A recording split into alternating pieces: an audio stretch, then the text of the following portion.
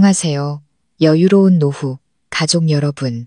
만약 당신의 피를 나눈 가족, 세상에서 가장 사랑했던 사람들이 당신을 거래의 수단으로 하나의 물건처럼 취급한다면 어떤 심정이실 것 같으신가요?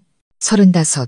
남들은 가정을 꾸리고 안정을 찾을 나이에 저는 친부모님 손에 이끌려 아버지뻘 되는 남자에게 팔려갈 위기에 처했습니다. 단지 그 남자가 돈이 많다는 이유 하나만으로요. 부모님은 제게 최후 통첩을 날렸습니다. 눈 딱 감고 그 지옥 같은 결혼을 하든가 아니면 지난 15년간 제 피땀으로 일궈온 이 집에서 당장 나가든가. 제 이름은 김서연입니다. 그날 저녁을 저는 평생 잊지 못할 겁니다. 집안의 공기는 숨을 쉴 수 없을 만큼 무겁게 가라앉아 있었죠. 식탁 위에는 평소에는 구경도 못할 비싸고 맛있는 음식들이 가득 차려져 있었지만 가족 중 누구도 음식에 진심으로 관심을 두는 사람은 없었습니다. 모든 관심은 가장 상석에 앉은 특별한 손님에게 쏠려 있었습니다. 박 사장. 그는 제 아버지와 나이가 비슷해 보였고 희끗희끗한 머리카락에 술배가 불룩하게 나와 있었습니다. 저를 바라보는 그의 눈빛에서는 곧 자기 소유가 될 값비싼 장신구를 뜯어보는 듯한 노골적인 탐욕과 소유욕이 번뜩였습니다. 부모님은 그의 양옆에 앉아 쉴 새 없이 음식을 집어주고 입에선 웃음이 떠나질 않았습니다. 그렇게 비굴할 정도로 환대하는 모습은 처음 봤습니다. 박 사장님, 많이 드세요. 우리 서연이가 음식 솜씨가 아주 좋아요. 나중에 사장님 모시고 살게 되면 분명 살뜰하게 잘 챙길 겁니다. 어머니의 목소리는 꿀처럼 달았지만 그 한마디 한마디가 제 심장을 도려내는 칼날 같았습니다. 그리고 제 귀한 남동생 민준이는 맞은편에 앉아 박 사장이 자신의 도박빚을 전부 갚아주고 사업 자금까지 대주겠다는 약속에 눈을 반짝이고 있었습니다. 민준이는 고마움과 재촉이 뒤섞인 눈빛으로 저를 바라봤습니다. 마치 제가 자신의 방탕한 인생을 구해줄 유일한 구원자, 마지막 동아줄이라도 되는 것처럼요. 오직 저만이 석상처럼 굳어앉아 있었습니다. 앞에 놓인 밥그릇은 한 숟가락도 뜨지 않은 채 그대로였죠. 도저히 아무것도 넘길 수가 없었습니다. 목구멍이 쓰디쓴 것은 음식이 맛없어서가 아니라 가장 사랑하는 가족들의 배신 때문이었습니다. 서연 씨, 요즘 더 예뻐졌네. 박 사장이 입을 열었습니다. 그의 느끼한 목소리에 온몸에 소름이 돋았습니다. 나도 아내랑 사별한 지 꽤 됐고 자식들은 다 분가해서 넓은 집에 혼자 있으려니 적적하더군. 두 분께서 우리 사이를 좋게 주선해주고 싶어 하시는데 서연 씨 생각은 어떤가? 그는 제게 물었지만 시선은 확답을 구하듯 부모님을 향해 있었습니다. 저는 식탁 아래에서 두 손을 꽉 움켜쥐고 목소리가 떨리지 않게 안간힘을 썼습니다. 사장님, 죄송하지만 너무 갑작스러운 일인 것 같습니다. 저는 아직 결혼할 생각이 없습니다. 갑작스럽긴 뭐가 갑작스러워. 아버지가 젓가락을 상에 세게 내리쳤습니다. 그 날카로운 소리에 저는 소스라치게 놀랐죠. 네, 나이가 35이다. 언제까지 그렇게 까다롭게 굴 건데? 박 사장님처럼 번듯한 사업체에 지위까지 있는 분을 만나는 게 얼마나 큰 복인지 알아. 하지만 아빠, 전 사장님께 아무런 감정이 없는걸요. 그리고 아빠랑 나이도 비슷하시잖아요. 제가 기어들어가는 목소리로 반박했습니다. 감정이 밥 먹여주냐. 민준이가 경멸이 가득한 목소리로 끼어들었습니다. 누나, 우리 집 꼴 좀 봐. 내가 지금 짊어진 빚더미를 보라고. 누나가 사랑 타령하면서 웬거지 같은 놈이랑 결혼하면 그 놈이 누나랑 우리 집을 책임져 줄 수 있어. 아니면 온 가족 다 같이 길바닥에 나앉고 싶어. 눈물이 턱하고 터져 나왔습니다. 지난 15년간 저는 기계처럼 일만 했습니다. 회사 격리, 온라인 쇼핑몰, 밤에는 부업까지. 수많은 남자들의 고백도 거절하고 데이트 한 번 제대로 못 해봤습니다. 그 모든 것이 민준이가 저지른 도박빚을 한 푼이라도 더 갚기 위해서였습니다.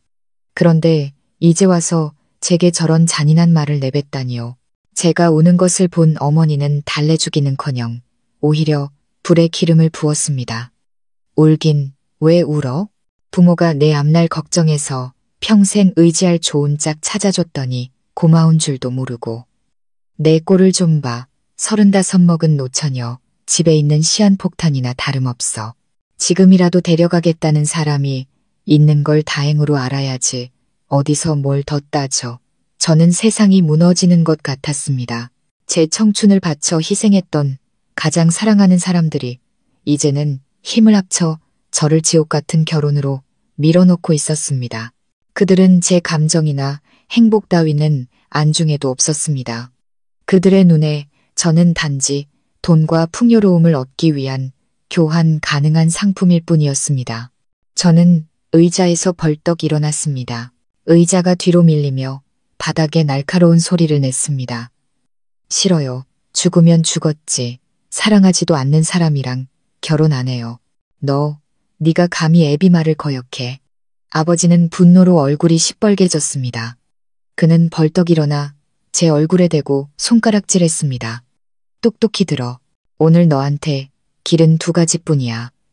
박 사장이랑 결혼해서 내 동생이랑 이 집안을 구하든가 아니면 당장 이 집에서 나가. 오늘부터 너 같은 딸은 없는 셈 칠 테니. 냉혹하고 잔인한 최후 통첩이었습니다. 저는 아버지를, 어머니를, 그리고 제가 그토록 감싸고 돌았던 남동생을 바라보았습니다. 그 누구의 눈에도 저를 향한 동정심은 단 한 점도 없었습니다. 오직 저를 궁지로 몰아넣었다는 쾌감과 이기심, 그리고 분노만이 가득할 뿐이었죠. 좋아요. 그들이 원한다면 그렇게 해주죠. 저는 눈물을 닦고 아버지를 똑바로 쳐다보며 그 어느 때보다 단호하고 또렷한 목소리로 말했습니다. 네, 제가 나갈게요. 그 말을 끝으로 저는 뒤도 돌아보지 않고 몸을 돌렸습니다. 등 뒤에서 아버지가 고함치는 소리, 어머니가 악쓰는 소리, 민준이가 욕하는 소리가 들렸지만 그 어떤 소리도 더는 저를 아프게 하지 못했습니다. 제 심장은 그들이 저를 상품 취급하던 그 순간 이미 차갑게 식어버렸으니까요. 저는 집을 나와 정처 없는 어둠 속으로 뛰어들었습니다. 머릿속에는 단 하나의 생각뿐이었습니다. 이곳을 벗어나야 해. 내 힘으로 살아갈 길을 찾아야 해. 그 길이 아무리 가시밭길이고 캄캄할지라도 그렇게 저는 걸었습니다. 그날 밤 텅 빈 골목을 걷는 제 발걸음은 어찌나 무겁던지요. 밤바람이 얇은 옷깃을 파고들어 온몸이 사시나무처럼 떨렸지만 그 추위는 방금 제 심장을 얼어붙게 한 냉기에 비할 바가 아니었습니다. 등 뒤에서 현관문이 쾅 하고 닫혔을 때 그것은 단순히 하나의 집을 닫은 것이 아니라 제 15년 청춘을 송두리째 닫아버린 것이었습니다. 15년 동안 저는 저 자신을 위해 살지 못했습니다. 저를 쫓아낸 바로 그 사람들의 빚을 갚는 기계로 살아왔습니다. 눈물과 한숨, 그리고 침묵의 희생으로 가득했던 15년. 그 모든 순간이 마치 지독한 악몽처럼 느리고 선명하게 머릿속을 스쳐 지나갔습니다. 제가 막 20살이 되던 해였습니다. 제 인생이 송두리째 다른 방향으로 장미꽃 대신 가시와 어둠만이 가득한 길로 꺾여버린 그 운명의 날을 저는 아직도 생생하게 기억합니다. 저는 회계팀에서 첫 월급을 받고 부푼 꿈에 젖어 있었습니다. 어머니께는 새 스웨터를, 아버지께는 돋보기 안경을 사드리고 싶었고 돈을 모아 영어 학원에도 등록하고 싶었습니다. 하지만 그 소박한 꿈들은 온몸에 문신을 한 험악한 남자 셋이 우리 집에 들이닥친 그날 밤 산산조각 났습니다. 그들은 별말 없이 3천만 원이라는 숫자가 휘갈겨진 차용증을 식탁 위에 던지며 얼음장같이 차가운 목소리로 협박했습니다. 댁의 아들 민준이가 빌려간 돈입니다. 일주일 안에 원금이랑 이자 다 안 갚으면 우리도 인정사정 없습니다. 15년 전에 3천만 원. 그것은 평생을 성실하게 일해온 우리 부모님으로서는 상상도 할 수 없는 거액이었습니다. 어머니는 그 자리에서 졸도하셨고 아버지는 잿빛이 된 얼굴로 그저 멍하니 서 계셨습니다. 이 모든 일의 원흉인 민준이는 바닥에 무릎을 꿇고 울며불며 이번이 처음이자 마지막이라고 싹싹 빌었습니다. 나쁜 친구들의 꼬임에 넘어가 한 번 실수한 거라고요. 그때 저는 그 말을 믿었습니다. 하나뿐인 남동생의 눈물을 보며 누나로서의 애정이 이성을 마비시켰던 겁니다. 어떻게든 해야 한다. 동생을, 우리 가족을 구해야 한다고 생각했습니다. 저는 사방으로 뛰어다니며 친구와 동료들에게 돈을 빌리고 부모님이 제 결혼 자금으로 주려던 작은 땅까지 담보로 잡혔습니다. 그렇게 돈을 마련해 그들에게 갚아주고 나서는 이제 모든 게 괜찮아질 거라고, 동생이 달라질 거라고 스스로를 위로했습니다. 하지만 그건 제 착각이었습니다. 그건 마지막이 아니라 제 지옥 같은 날들의 시작에 불과했습니다. 민준이는 전혀 변하지 않았습니다. 그의 약속은 바람처럼 흩어졌고 얼마 지나지 않아 또다시 새로운 빚을 만들어 왔습니다. 빚의 액수는 매번 눈덩이처럼 불어났죠. 도박은 그의 뼛속까지 파고들어 착했던 청년을 악마로 바꿔놓았습니다. 그리고 저는 그 끝없는 빚의 굴레에 빠져 허우적거렸습니다. 저는 모든 것을 포기해야 했습니다. 안정적인 회계팀을 그만두고 더 높은 수수료를 받기 위해 영업사원으로 뛰어들었습니다. 이른 출근과 늦은 퇴근, 고객들의 냉정한 거절을 감수해야 했죠. 낮에는 길 위에서 시간을 보내고 밤에는 모두가 잠든 시간에 낡은 컴퓨터 앞에 앉아 문서 작업, 자료 입력, 온라인 쇼핑몰 관리 같은 부업을 했습니다. 어떤 날은 너무 피곤해서 키보드 위에서 잠이 들었고 꿈속에서까지 빚쟁이들의 욕설이 맴돌았습니다. 친구들은 하나둘 결혼해서 아이를 낳았고 함께 커피를 마시고 여행을 가던 약속은 점점 뜸해지다 완전히 끊겼습니다. 제게는 그럴 시간도 마음의 여유도 없었습니다. 제게 호감을 보였던 좋은 남자들도 있었습니다. 하지만 제 뒤에 감당할 수 없는 빚이라는 거대한 짐이 있다는 것을 알고는 모두 슬그머니 물러났습니다. 저는 자존감이 바닥을 쳤고 누구에게도 마음을 열거나 사랑을 받아들일 용기가 없었습니다. 제가 그들에게 행복이 아닌 짐만 안겨줄 거라는 걸 알았으니까요. 제 청춘은 그렇게 빚더미와 밤샘 노동 속에서 소리 없이 흘러갔습니다. 가장 고통스러웠던 것은 육체적 고단함이 아니라 가족들의 태도 변화였습니다. 처음에는 저를 안쓰러워하고 미안해하던 부모님도 시간이 지나자 제 희생을 당연한 의무처럼 여기기 시작했습니다. 그들은 더 이상 민준이를 나무라지 않았고 문제가 생길 때마다 제 이름만 불렀습니다. 서연아, 빚쟁이들이 또 찾아왔다. 서연아, 이번 달 이자 날짜 다 됐는데 어떡할 거니? 서연아, 민준이가 또 어디서 맞고 왔다는데 돈 좀 마련해봐라. 그들은 저를 돈 찍어내는 기계, 아들의 실수를 메우는 금고쯤으로 여겼습니다. 제가 모든 것을 책임져야 한다고 당연하게 생각했죠. 민준이 역시 더 이상 울며 용서를 구하지 않았습니다. 그는 뻔뻔하고 철면피가 되었죠.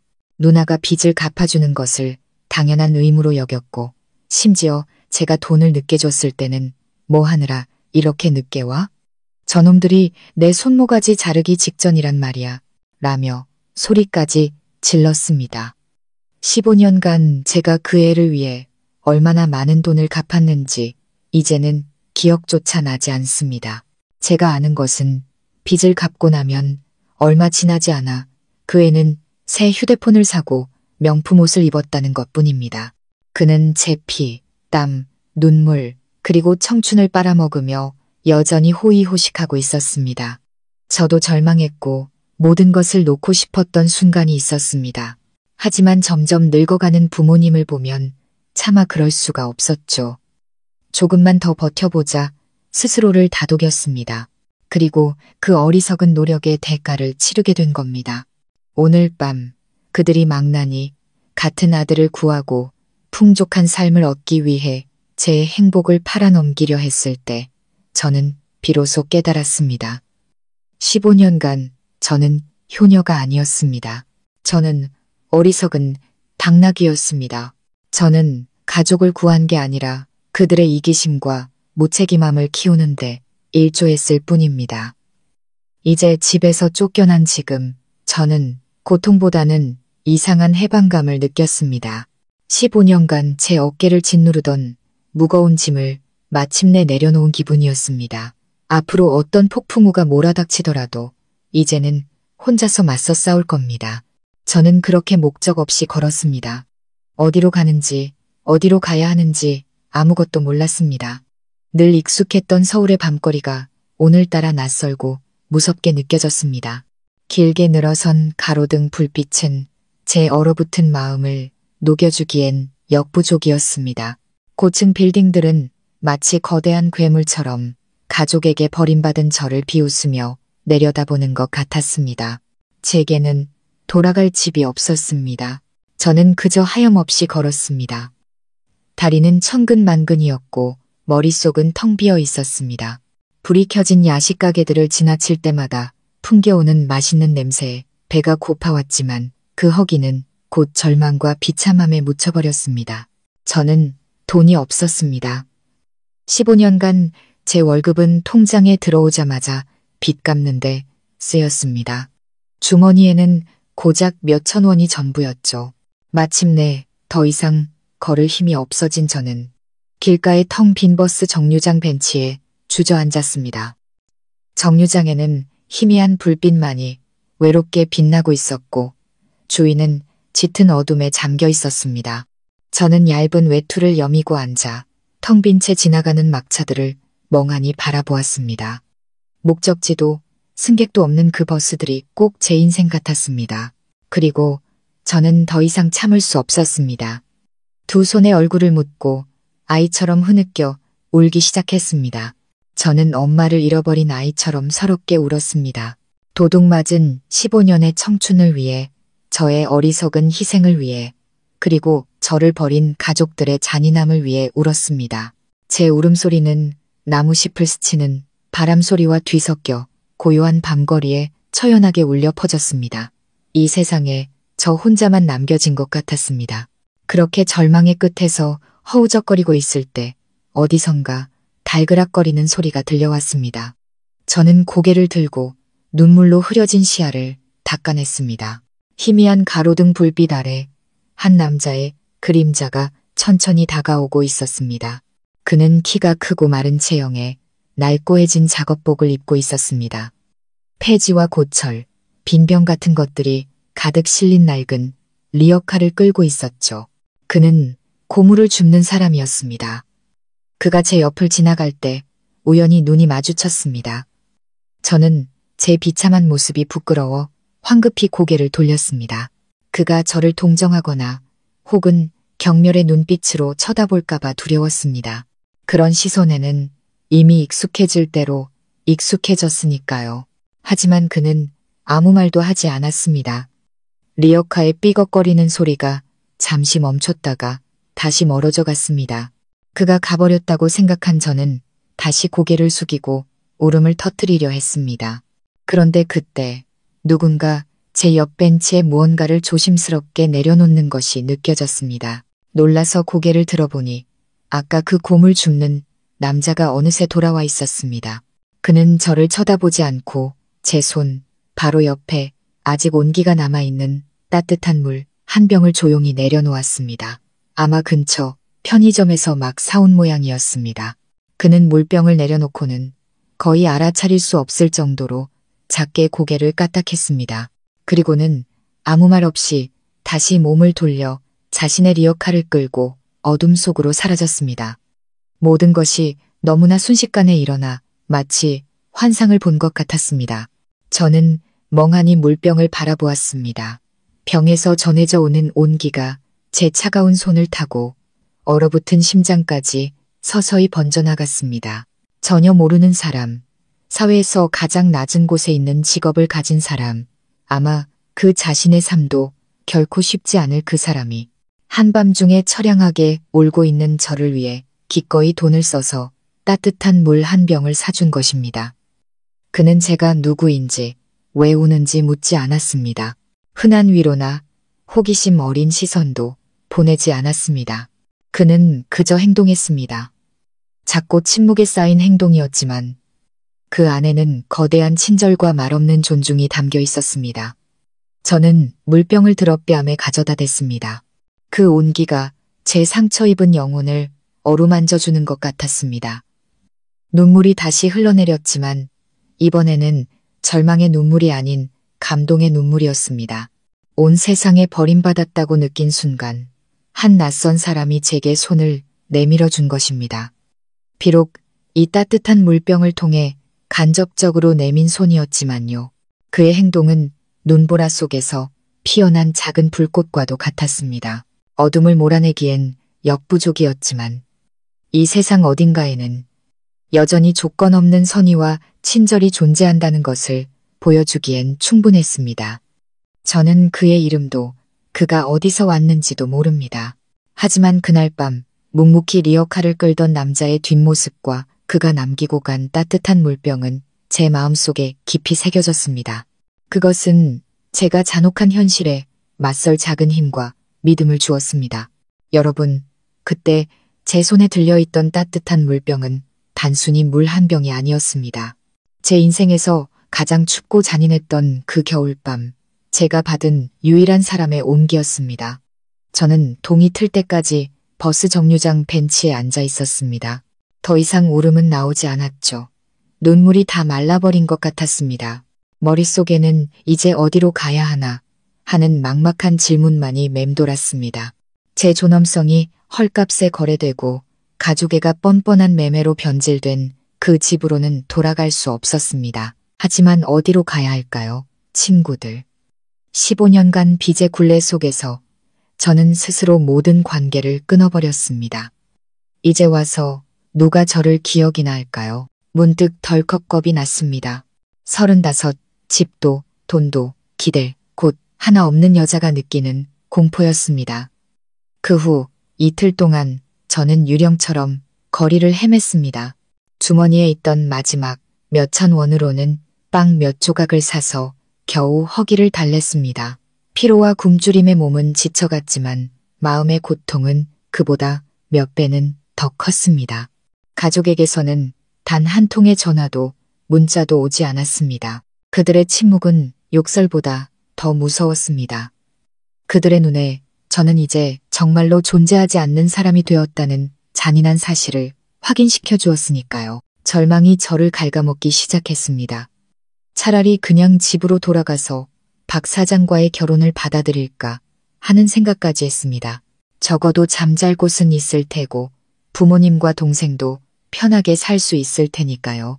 하지만 그때 그날 밤의 따뜻한 물병과 묵묵히 리어카를 끌던 남자의 모습이 떠올랐습니다. 저는 그가 나타났던 버스 정류장 근처로 다시 돌아갔습니다. 그리고 마침내 그를 다시 만났습니다. 그는 고된 육체 노동을 하는 사람 같지 않게 마치 장인이 자신의 작품을 다루듯 세심하고 신중하게 고물을 분류하고 있었습니다. 저는 심호흡을 하고 용기를 내어 그에게 다가갔습니다. 발소리를 들었는지 그가 고개를 들었습니다. 저를 알아본 그의 눈에 잠시 놀라는 기색이 스쳤지만 이내 평소에 묻어난 표정으로 돌아왔습니다. 그는 하던 일을 멈추고 똑바로 서서 제가 무슨 말을 할지 기다렸습니다. 저는 그의 앞에 섰습니다.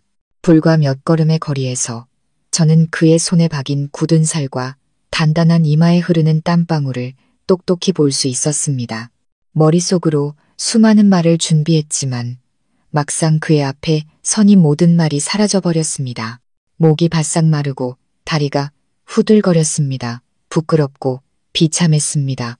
나 같은 여자가 고물 줍는 남자에게 도움을 구하러 오다니. 하지만 부모님의 얼굴, 박 사장의 얼굴, 그날 밤의 잔인한 최후 통첩이 다시 떠올랐습니다. 그것은 더 이상 잃을 것이 없는 사람에게 마지막 남은 무모한 용기를 주었습니다. 저는 떨리는 목소리로 겨우 입을 열었습니다. 저를 기억하세요? 그는 바로 대답하지 않았습니다.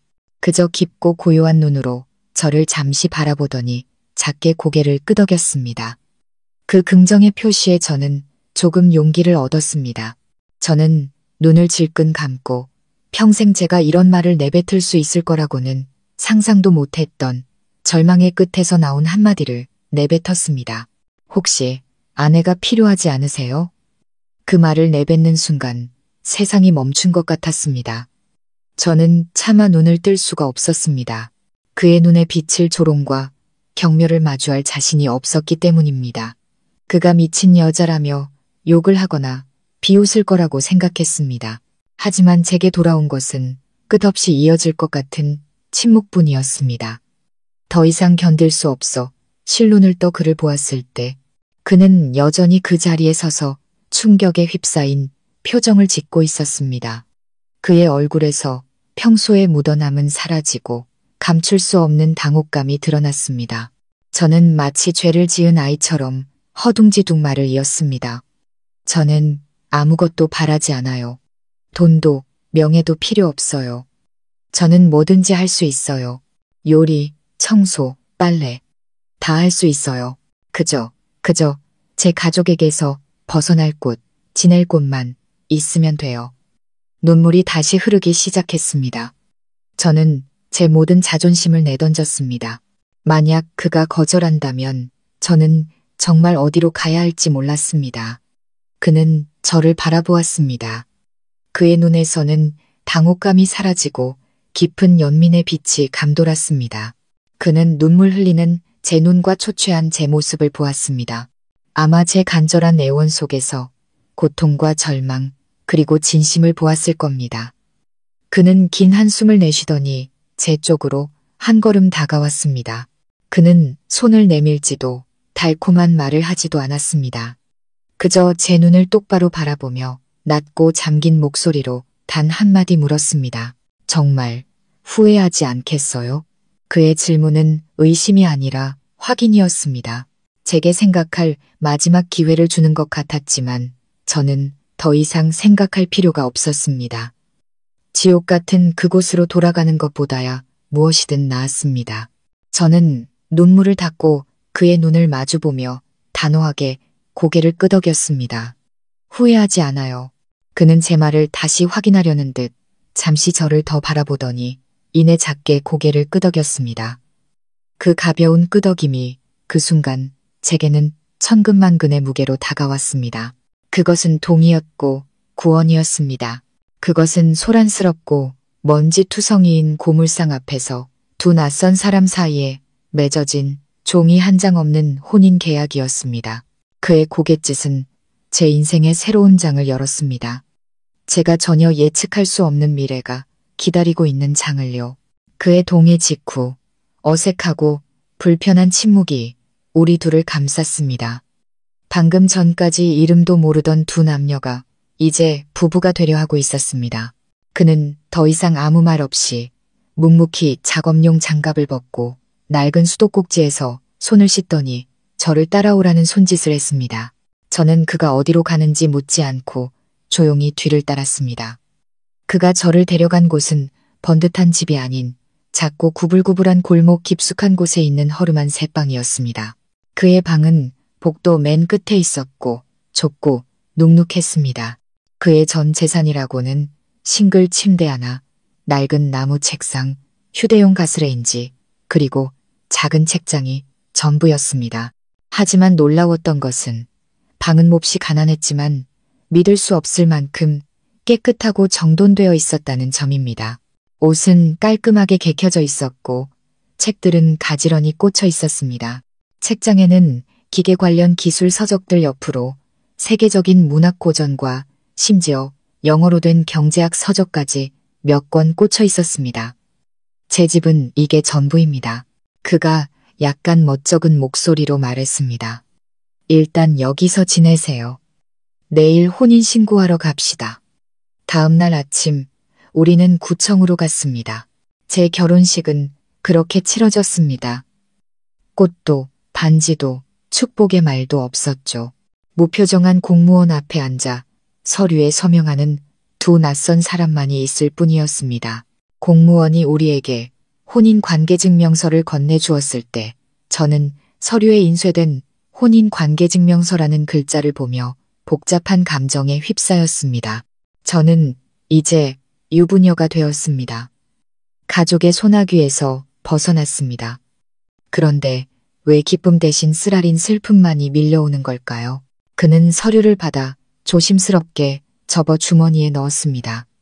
그는 여전히 파도 한 점 없는 호수처럼 평온한 눈으로 저를 바라보았습니다. 이제 됐습니다.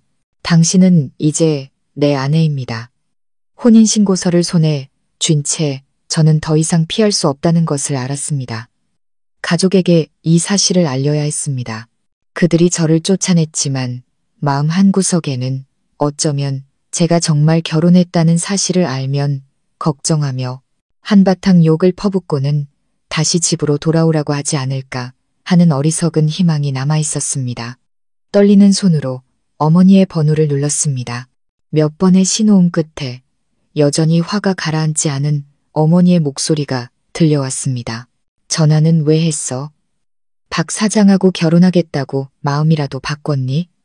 엄마, 저는 심호흡을 했습니다. 저 결혼했어요.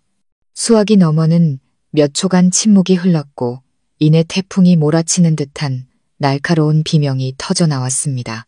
뭐라고? 네가 결혼을 해. 누구랑? 어떤 놈이 너 같은 걸 데려간단 말이냐? 그 사람은 이름이 지훈이에요. 제가 기어들어가는 목소리로 말했습니다. 지훈? 그놈은 또 누군데? 집은 어디고? 하는 일은 뭔데?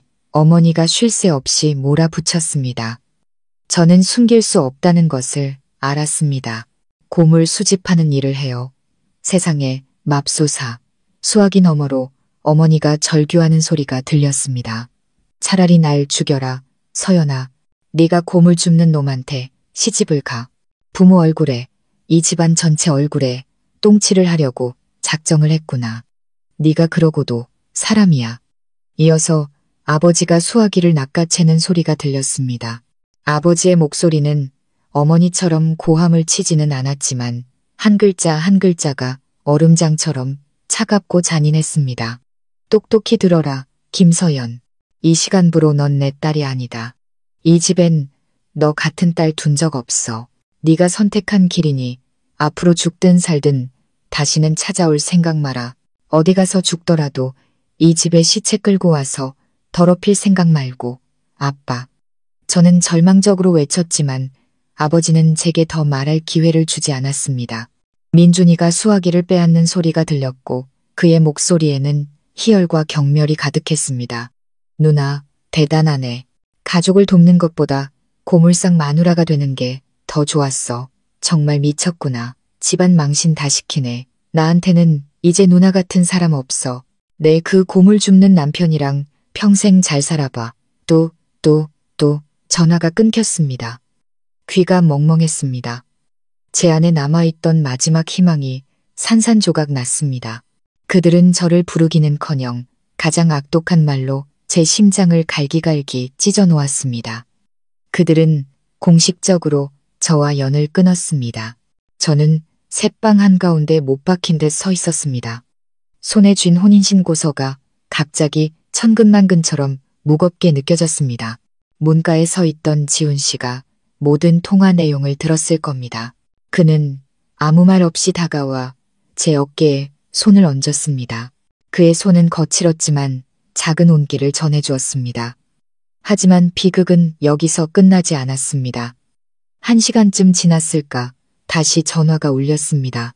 어머니였습니다. 이번에 어머니의 목소리는 고함을 치는 대신 무서울 정도로 차분했습니다. 당장 집으로 와서 내 짐이나 전부 다 챙겨가. 빨리 와. 15분 주마. 희미한 희망의 불씨가 다시 피어올랐습니다. 어머니의 화가 풀렸을지도 모른다. 저와 이야기하고 싶으신 걸지도 모른다고 생각했습니다. 저는 서둘러 지훈 씨에게 말하고 오토바이 택시를 잡아타고 집으로 달려갔습니다. 하지만 골목 어귀에 도착했을 때 제 눈앞에 펼쳐진 것은 끔찍한 광경이었습니다. 제 옷, 책, 소중한 기념품들, 15년 청춘의 흔적들이 모두 쓰레기처럼 길바닥에 내동댕이 쳐져 있었습니다.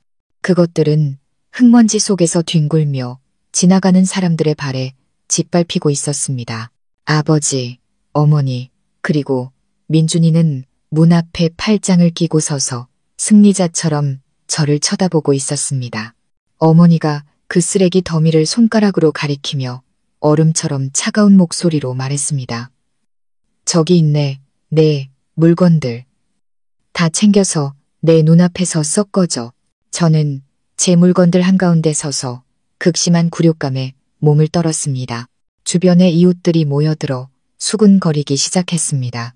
저는 마치 길거리에서 조리돌림을 당하는 죄수가 된 기분이었습니다. 더 이상 울음도 나오지 않았습니다.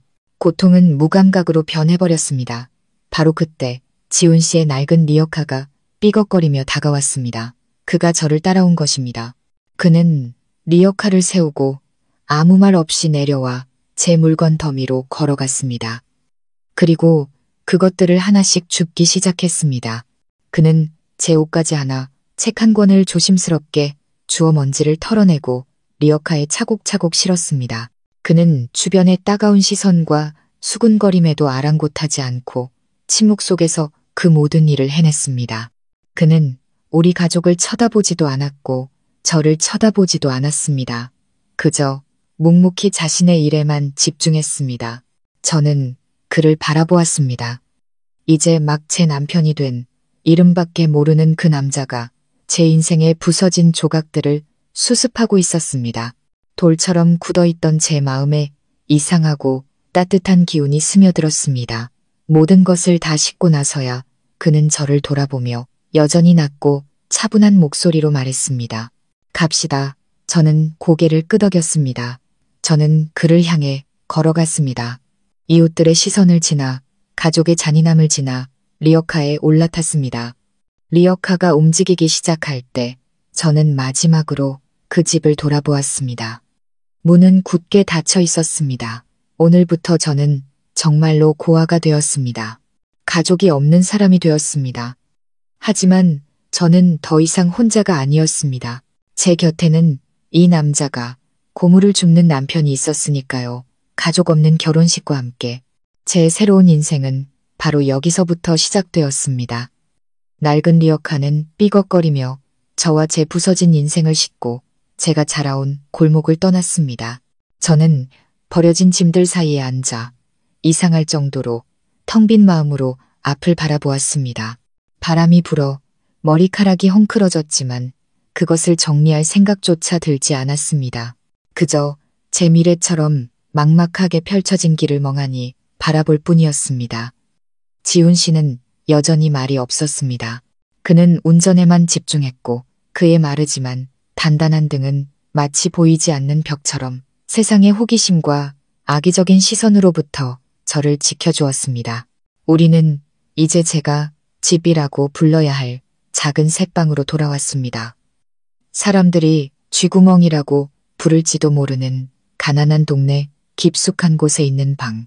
벽지는 누렇게 변색되어 있었고 바닥 타일은 낡았으며 작은 창문 하나는 맞은편 집에 이끼 낀 벽을 향해 나 있었습니다.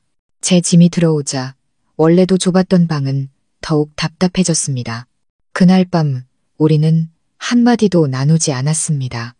저는 천장의 얼룩을 바라보며 눈을 뜬 채 누워 옆에 누운 남자의 규칙적인 숨소리를 들었습니다. 그는 제 남편이었습니다. 낯설고 믿기지 않는 사실. 이름과 직업 외에는 아무것도 모르는 남편. 저는 수백 번 자문했습니다. 내가 미친 걸까? 너무 충동적이었던 걸까? 하지만 박 사장과의 결혼을 떠올리면 아마 이것이 제가 할 수 있었던 유일하게 옳은 선택이었을지도 모른다고 생각했습니다. 그 후 며칠 동안 제 새로운 삶이 시작되었습니다. 제가 겪어왔던 삶과는 완전히 다른 삶이었죠. 더 이상 비톡촉 전화도, 부모님의 잔소리도, 동생을 부양해야 한다는 부담감도 없었습니다. 대신 이상할 정도로 평온한 날들이 이어졌습니다. 아침 일찍 제가 잠에서 깨기도 전에 그는 일어나 작은 냄비에 흰죽을 끓여 식탁 위에 놓아두고 일을 나갔습니다. 점심때 그는 돌아오지 않았고 저는 집에서 방을 청소하고 짐을 정리했습니다. 저는 그 쥐구멍을 조금 더 아늑한 공간으로 바꾸었습니다. 창가에는 작은 화분을 몇 개 놓았고 커튼을 새로 달고 구석구석 깨끗이 닦았습니다. 저는 이 모든 일을 자발적으로 했습니다. 제게 머물 곳을 준 이 남자에 대한 감사의 표시였습니다. 저녁이 되면 그는 땀과 먼지로 범벅이 된 채 돌아왔습니다. 우리의 저녁 식사는 매우 소박했습니다. 보통 나물 반찬에 두부, 그리고 약간의 고기가 전부였죠. 하지만 그것은 제가 지난 15년간 먹었던 그 어떤 식사보다 맛있었습니다. 죄책감 속에서 먹을 필요도 잔소리를 들을 필요도 없었으니까요. 우리는 조용히 식사했고 가끔 그가 제게 반찬을 집어주었습니다. 작은 행동이었지만 마음이 따뜻해졌습니다. 삶은 그렇게 조용하고 평범하게 흘러갔습니다.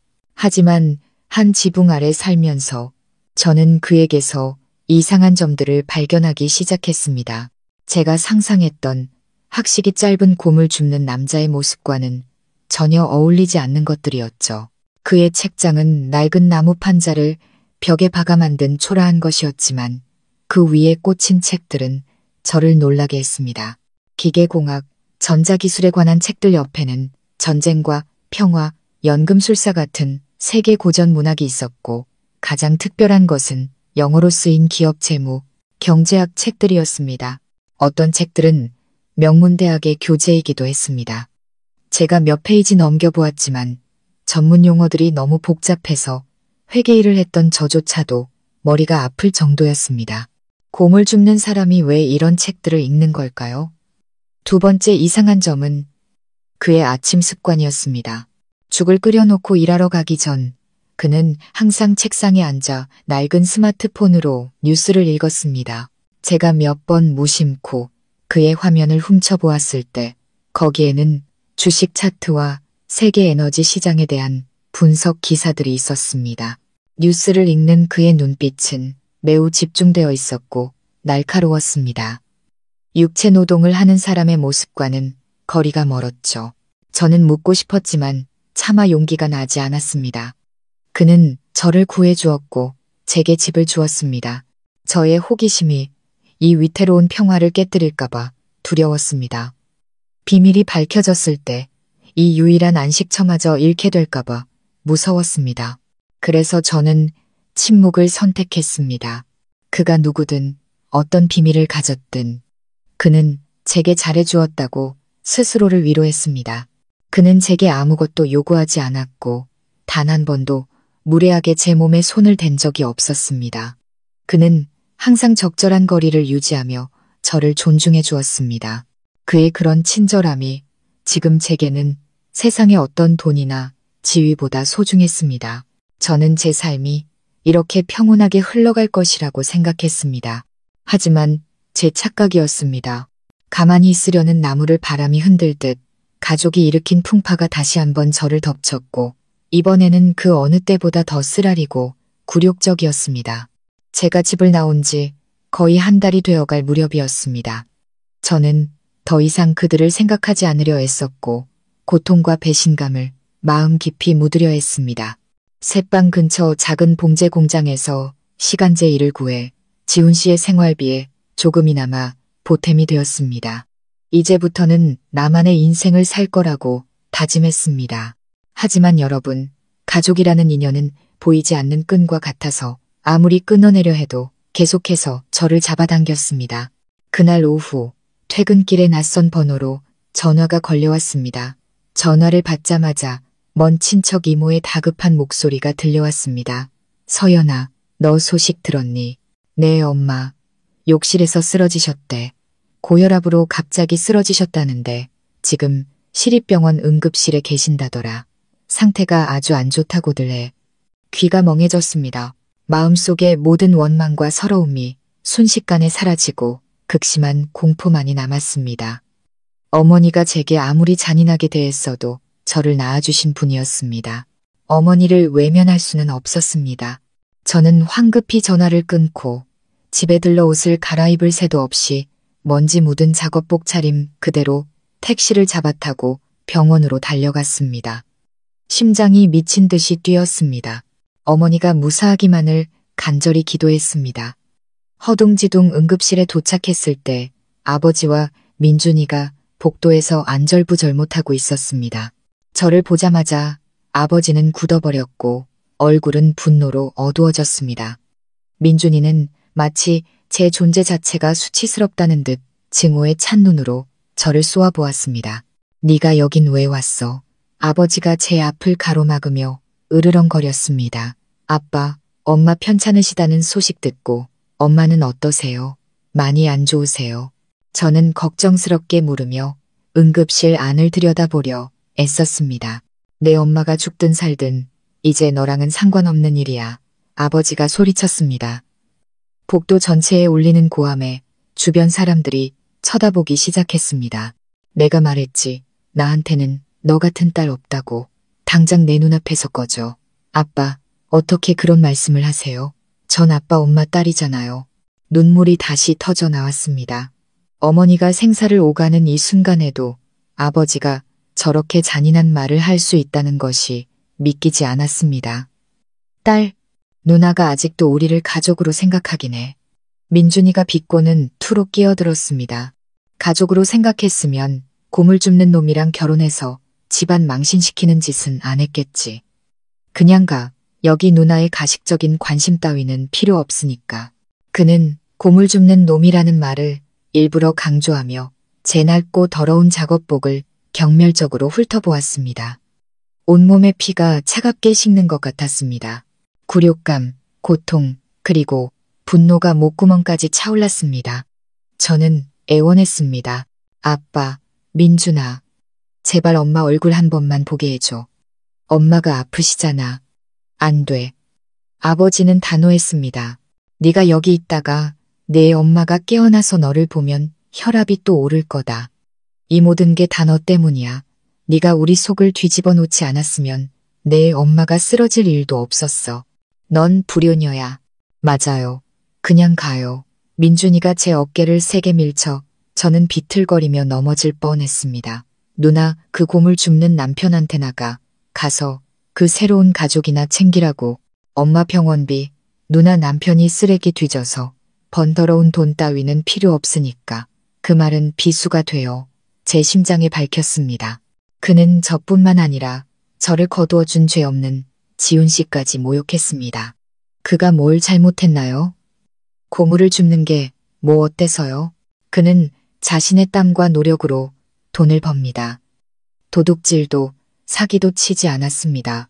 그 돈이 도박으로, 심지어 누나를 팔아서 얻은 민준이의 돈보다 10,000배는 더 깨끗합니다. 저는 붐비는 병원 복도 한가운데 사람들의 호기심과 동정 어린 시선 속에서 더없이 외롭고 무력하며 굴욕적이었습니다. 그들은 제가 아픈 어머니를 찾아뵐 수 있는 자식으로서의 당연한 권리마저 막아버렸습니다. 저는 어쩔 수 없이 발길을 돌려야 했습니다.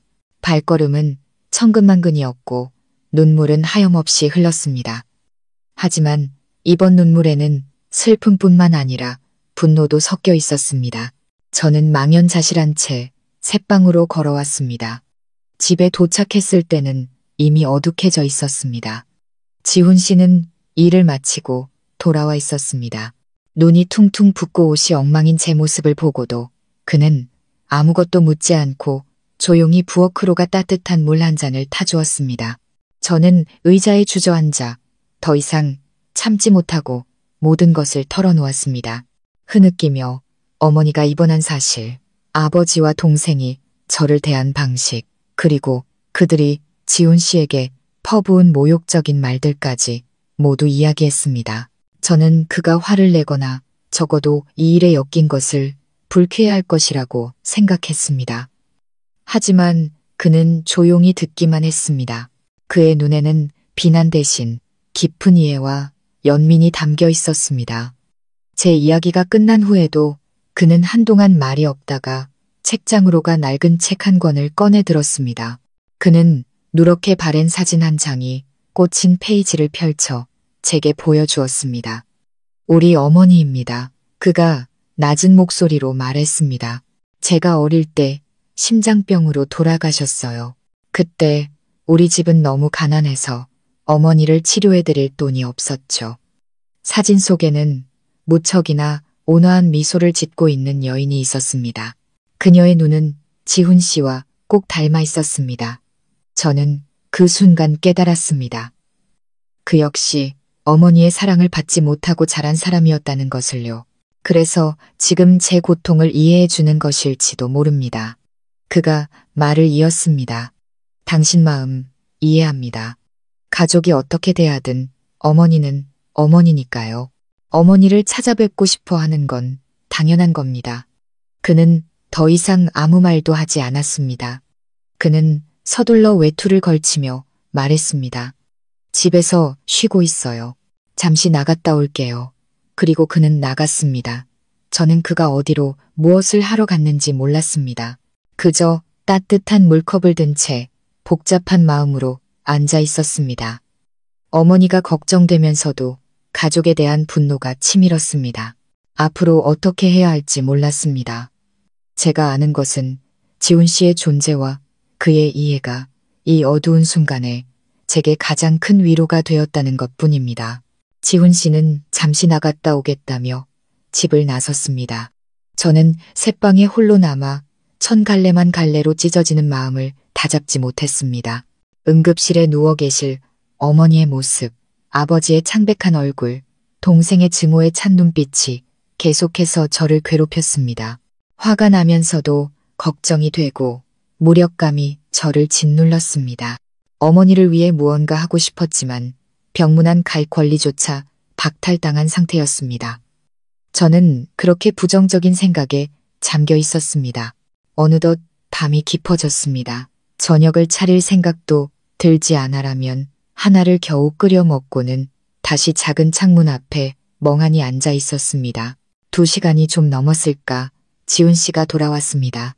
그는 여전히 평소의 작업복 차림이었고 손에는 김이 모락모락 나는 따뜻한 소고기죽이 들려 있었습니다. 그는 아무 말 없이 식탁 위에 죽을 내려놓고는 먹으라는 눈짓을 했습니다. 입맛이 없었지만 그의 침묵 속에 담긴 배려를 차마 거절할 수 없었습니다. 저는 마지못해 죽 그릇을 열었습니다. 따뜻한 김과 함께 고소한 냄새가 올라왔습니다. 저는 천천히 생각에 잠긴 채 죽을 먹었습니다. 그는 그 2시간 동안 어디서 무엇을 한 걸까요? 그는 어머니 일에 대해 더 이상 묻지도 저를 위로하지도 않았습니다. 그저 맞은편에 조용히 앉아 낡은 책을 읽을 뿐이었습니다. 그의 침묵은 때때로 이해하기 어려웠지만 이상하게도 제게 안정감을 주었습니다. 다음 날 아침 저는 여전히 안절부절 못했습니다. 어머니에 대한 걱정이 저를 가만히 내버려 두지 않았습니다. 저는 다시 병원에 가보기로 결심했습니다. 이번에는 병실에 들어가려 다 애쓰지 않을 겁니다. 그저 멀리서 간호사에게 어머니의 상태만이라도 물어볼 수 있다면 그것만으로도 마음이 놓일 것 같았습니다. 하지만 막 집을 나서려는데 전화벨이 울렸습니다. 어제 그 친척 이모였습니다. 수화기 넘어 이모의 목소리는 놀라움과 흥분으로 가득 차 있었습니다. 서연아, 이상한 일이 생겼어. 너네 엄마 VIP 병실로 옮기셨대. 1인실인데 아주 깨끗하고 시설도 좋더라. 근데 그게 다가 아니야. 병원장님이 직접 병실까지 찾아와서 안부를 묻고 의사랑 간호사들한테 특별히 잘 돌봐드리라고 신신당부했다는 거야. 그리고 병원비, 약값, 식비까지 전부 다 어떤 익명의 후원자가 이미 다 계산했대. 내 엄마가 아주 큰 귀인을 만난 모양이라고들 하더라. 귀가 멍해졌습니다. 저는 너무 놀라 아무 말도 할 수 없었습니다. VIP 병실, 병원장의 방문, 익명의 후원자가 지불한 병원비, 도대체 무슨 일이 일어나고 있는 걸까요? 우리 가족에게 그런 복이 있을 리가 없는데 어떤 후원자가 병원비뿐만 아니라 최고의 서비스까지 마련해 줄 수 있을까요? 뭔가 착오가 있었던 게 아닐까요? 이모, 확실한가요? 다른 환자랑 착각한 건 아니고요. 제가 더듬거리며 물었습니다. 착각은 무슨 착각이야? 내 엄마 이름이 박영숙, 맞잖아. 병원 전체가 지금 이 일로 시끄러워. 내 아빠랑 민준이도 어안이 벙벙해서 그 후원자가 누군지 사방에 묻고 다니더라. 근데 그분이 신분을 밝히길 원치 않으신데 아주 높은 분이라는 소문만 무성해 전화를 끊고 머릿속이 복잡하게 얽혔습니다. 그때 머릿속에 한 줄기 빛처럼 어떤 가설이 스쳐 지나갔습니다. 말도 안 되고 비현실적인 생각이었지만 이 모든 상황을 설명할 수 있는 유일한 가설이었습니다. 저는 몸을 돌려 지훈 씨를 바라보았습니다. 그는 여전히 책상에 앉아 아무 일도 없다는 듯 태연하게 아침 경제신문을 읽고 있었습니다. 하지만 저는 곧 그 생각을 지워버렸습니다. 곰을 줍는 사람이 어떻게 이 모든 일을 할 수 있겠어요? 불가능한 일입니다. 어머니는 일주일 후 건강을 회복하고 퇴원하셨습니다. 모든 비용은 완벽하게 처리되었습니다. 하지만 가족들은 이 일을 교훈 삼아 반성하기는커녕 그저 하늘에서 떨어진 행운으로 여겼습니다. 그리고 그 행운은 민준이가 계속해서 죄악의 길로 빠져드는 것을 막지 못했습니다. 그는 어떤 익명의 귀인이 가족의 뒤를 봐주고 있다고 착각했고 이전보다 더 대담하게 도박에 빠져들었습니다. 그리고 올 것이 오고야 말았습니다. 약 2주 후 비극이 다시 한번 덮쳤습니다. 이번에는 이전의 모든 일을 합친 것보다 더 끔찍했습니다. 민준이는 큰 도박판에서 20억 원이라는 듣기만 해도 정신이 아찔해지는 거액을 잃었습니다. 이번에 채권자는 동네의 사채업자가 아니라 잔인하기로 악명 높은 전문 조폭 조직이었습니다. 그들은 전화로 협박하지 않았습니다. 직접 우리 집으로 찾아와 부모님께 짧은 동영상 하나를 보여주었습니다. 영상 속에서 민준이는 의자에 묶인 채 얼굴이 퉁퉁 붓고 피멍이 들어 있었습니다. 그들은 일주일 안에 20억을 마련하지 못하면 민준이의 손목 하나를 자를 것이고 2주 안에도 갚지 못하면 목숨을 가져가겠다고 협박했습니다.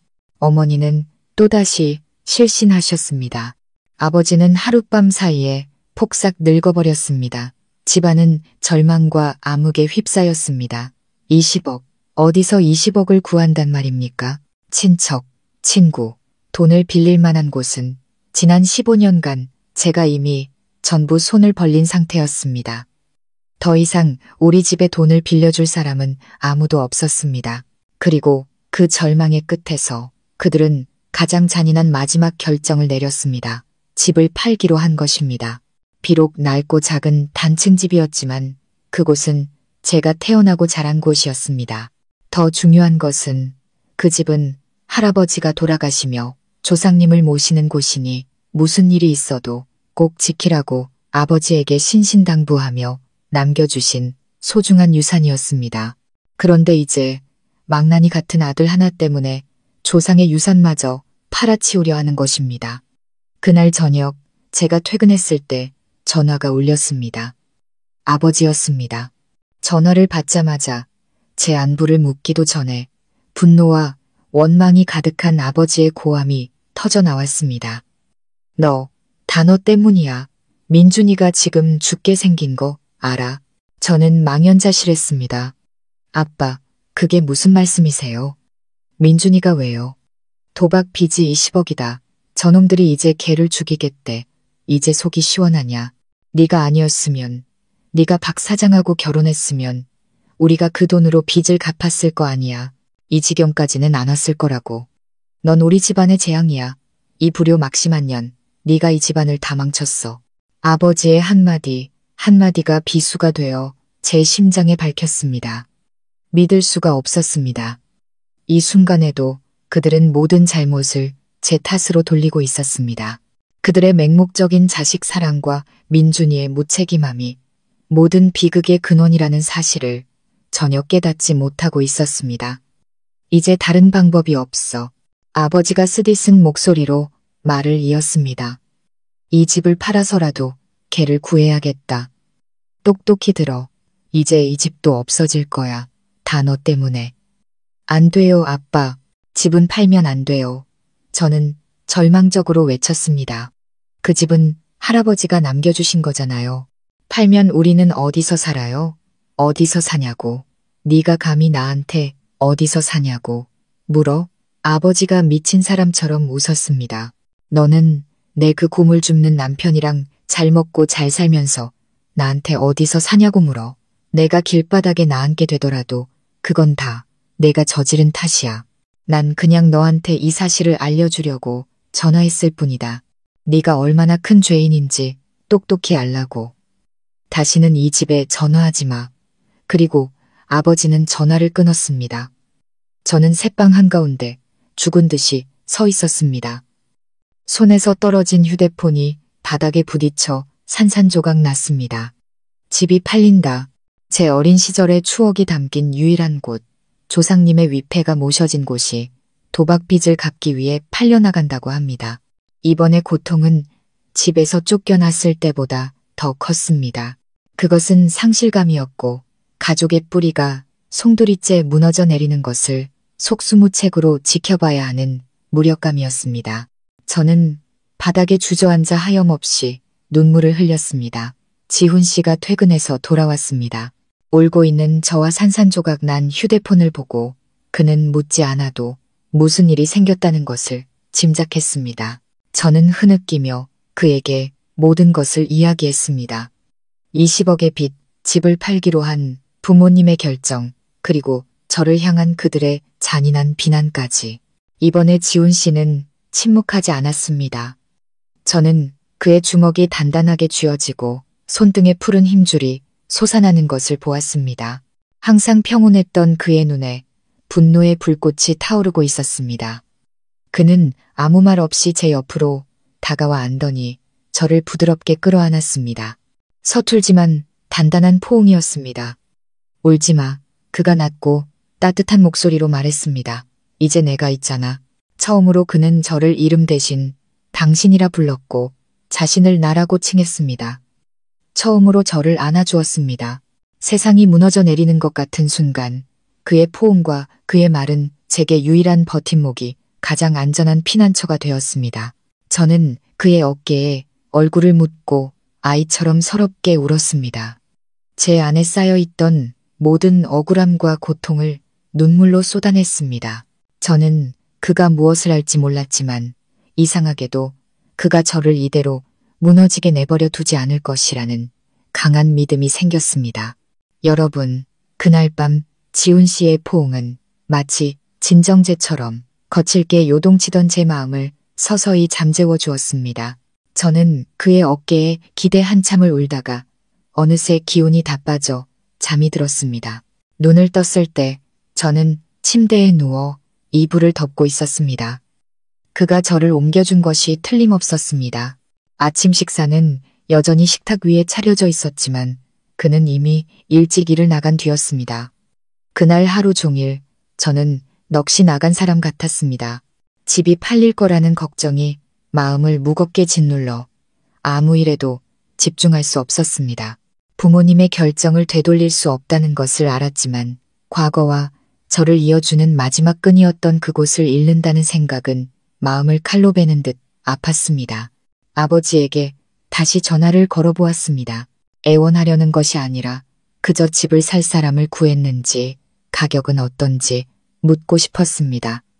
하지만 아버지는 전화를 받지 않았습니다. 아마 저와 이야기하고 싶지 않으시거나 혹은 저를 마주할 면목이 없으셨을 겁니다. 저녁에 지훈 씨가 돌아왔습니다. 그는 여느 때처럼 고된 노동으로 땀에 젖고 지쳐 있었지만 무언가 달라 보였습니다. 평소의 평온하고 고요한 표정 대신 깊은 슬픔과 고뇌가 그의 눈에 서려 있었습니다. 그는 거의 식사에 손을 대지 않고 그저 말없이 저를 바라보았습니다. 마치 할 말이 있지만 차마 꺼내지 못하는 사람처럼요. 식사 후 그는 평소처럼 책을 읽지 않고 밖으로 나가 낡은 나무 의자에 앉아 밤의 어둠을 멍하니 바라보았습니다. 골목에는 불이 켜지고 아이들의 웃음소리와 사람들의 목소리가 들려왔지만 그는 아무것도 듣지도 보지도 못하는 듯 했습니다. 그는 자신만의 세계, 제가 감히 다가갈 수 없는 깊은 고뇌의 세계에 잠겨 있었습니다. 저는 집안에서 그를 바라보며 불안한 예감에 휩싸였습니다. 저는 그의 슬픔을 느낄 수 있었고 그 슬픔이 저와 우리 가족의 이야기와 관련이 있다는 것을 직감했습니다. 저는 따뜻한 생강차를 타서 그에게 가져다 주었습니다. 몸 좀 녹이세요. 제가 작은 탁자 위에 찻잔을 내려놓으며 말했습니다. 그는 긴 꿈에서 깨어난 사람처럼 화들짝 놀라며 저를 돌아보았습니다. 그의 눈빛에는 당혹감이 서려 있었죠. 고마워요. 그가 작게 말했습니다. 우리는 다시 침묵에 잠겼습니다. 이번 침묵은 평온하지 않았습니다.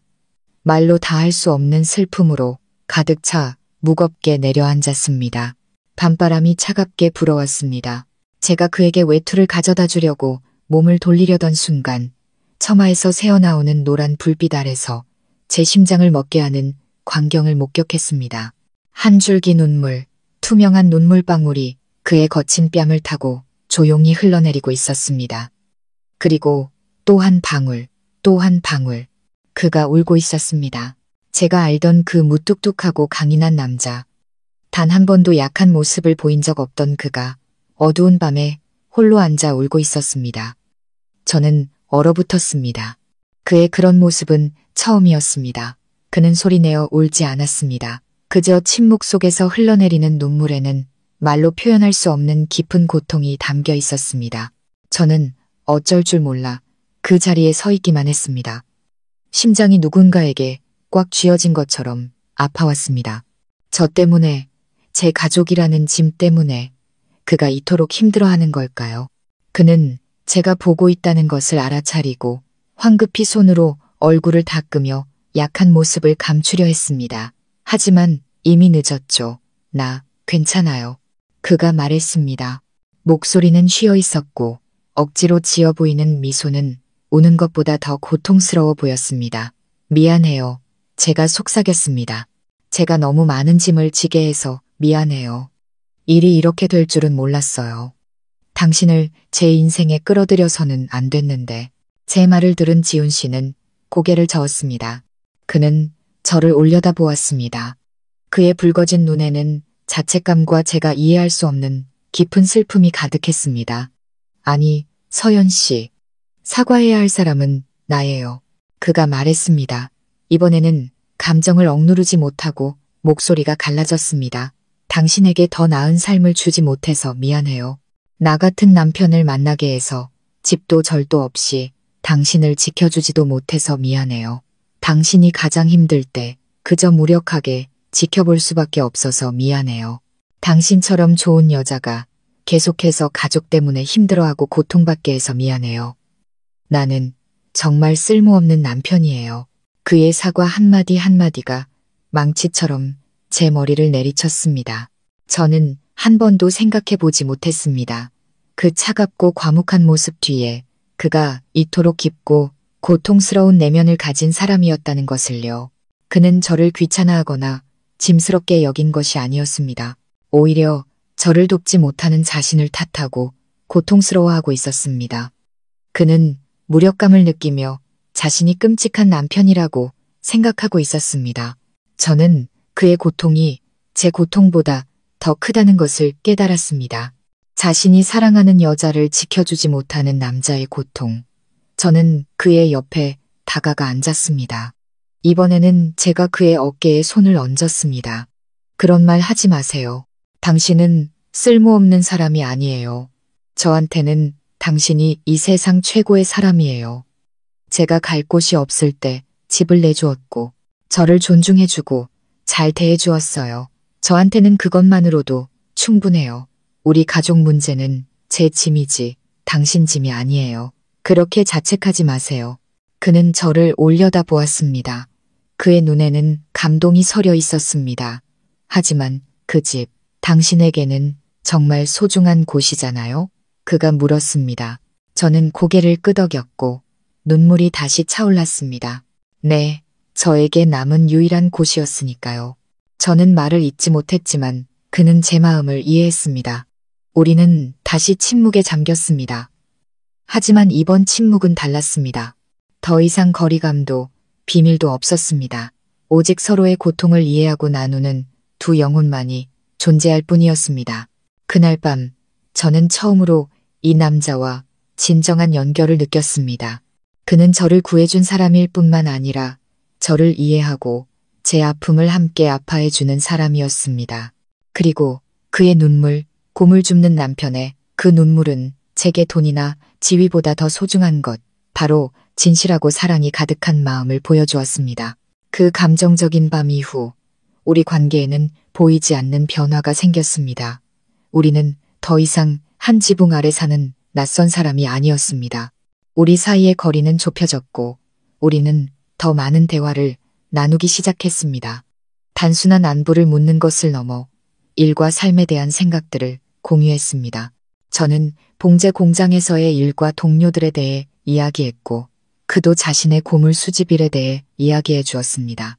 그는 스치듯 말했지만 그의 이야기를 통해 저는 그 일이 단순히 쓰레기를 줍는 것이 아니라 다양한 재료에 대한 이해와 과학적인 분류 과정이 필요한 전문적인 일이라는 것을 깨달았습니다. 하지만 집에 대한 걱정은 여전히 검은 구름처럼 제 머리 위를 맴돌았습니다. 조폭들이 제시한 일주일의 기한이 거의 다가오고 있다는 것을 알았습니다. 동생에게 무슨 일이 생길지 상상하고 싶지도 않았고 평생을 살아온 집에서 쫓겨날 부모님을 생각하면 가슴이 미어졌습니다. 그날 저녁 제가 그의 낡은 셔츠를 꿰매고 있을 때 그가 갑자기 다가왔습니다. 그는 아무 말 없이 제 앞에 작은 나무 상자 하나를 내려놓았습니다. 상자는 크지 않았고 세월의 흔적으로 나무색이 바래고 모서리가 달아 있었습니다. 자물쇠 없이 간단한 걸쇠만 달려 있었죠. 저는 놀라서 그를 쳐다보았습니다. 이게 뭐예요? 제가 묻자 그가 말했습니다. 열어봐요. 그의 목소리는 여전히 낮고 따뜻했지만 눈빛에는 진지함과 약간의 긴장감이 서려 있었습니다. 저는 호기심에 상자를 들었습니다. 꽤 무거웠죠. 걸쇠를 옆으로 밀고 조심스럽게 뚜껑을 열었습니다. 심장이 두근거렸습니다. 안에는 그가 모아둔 돈이나 작은 장신구가 들어있을 거라고 생각했습니다. 하지만 뚜껑을 열었을 때 제 눈앞에 나타난 것은 돈이나 금은보화가 아니었습니다. 상자 안에는 누렇게 변색된 설계도 한 묶음, 딱딱한 종이로 만든 작은 모형 몇 개, 그리고 두꺼운 노트 한 권이 가지런히 놓여 있었습니다. 저는 어리둥절한 채 설계도 한 장을 집어들었습니다. 그것은 복잡한 기계 시스템을 손으로 직접 그린 상세한 설계도였습니다. 정확한 기술적 선들과 한국어와 영어로 빽빽하게 적힌 메모들, 다른 종이를 넘기자 거대한 공장 전체의 건축 도면이 그려져 있었습니다. 작은 모형 하나를 집어들자 그것은 첨단 기술이 적용된 소각로의 축소 모형이었습니다. 이게 다. 저는 말을 잇지 못하고 그를 쳐다보았습니다. 지훈 씨는 바로 대답하지 않고 의자를 끌어와 제 맞은편에 앉았습니다. 그는 두꺼운 노트를 집어들어 한 장씩 넘겨 보여주었습니다.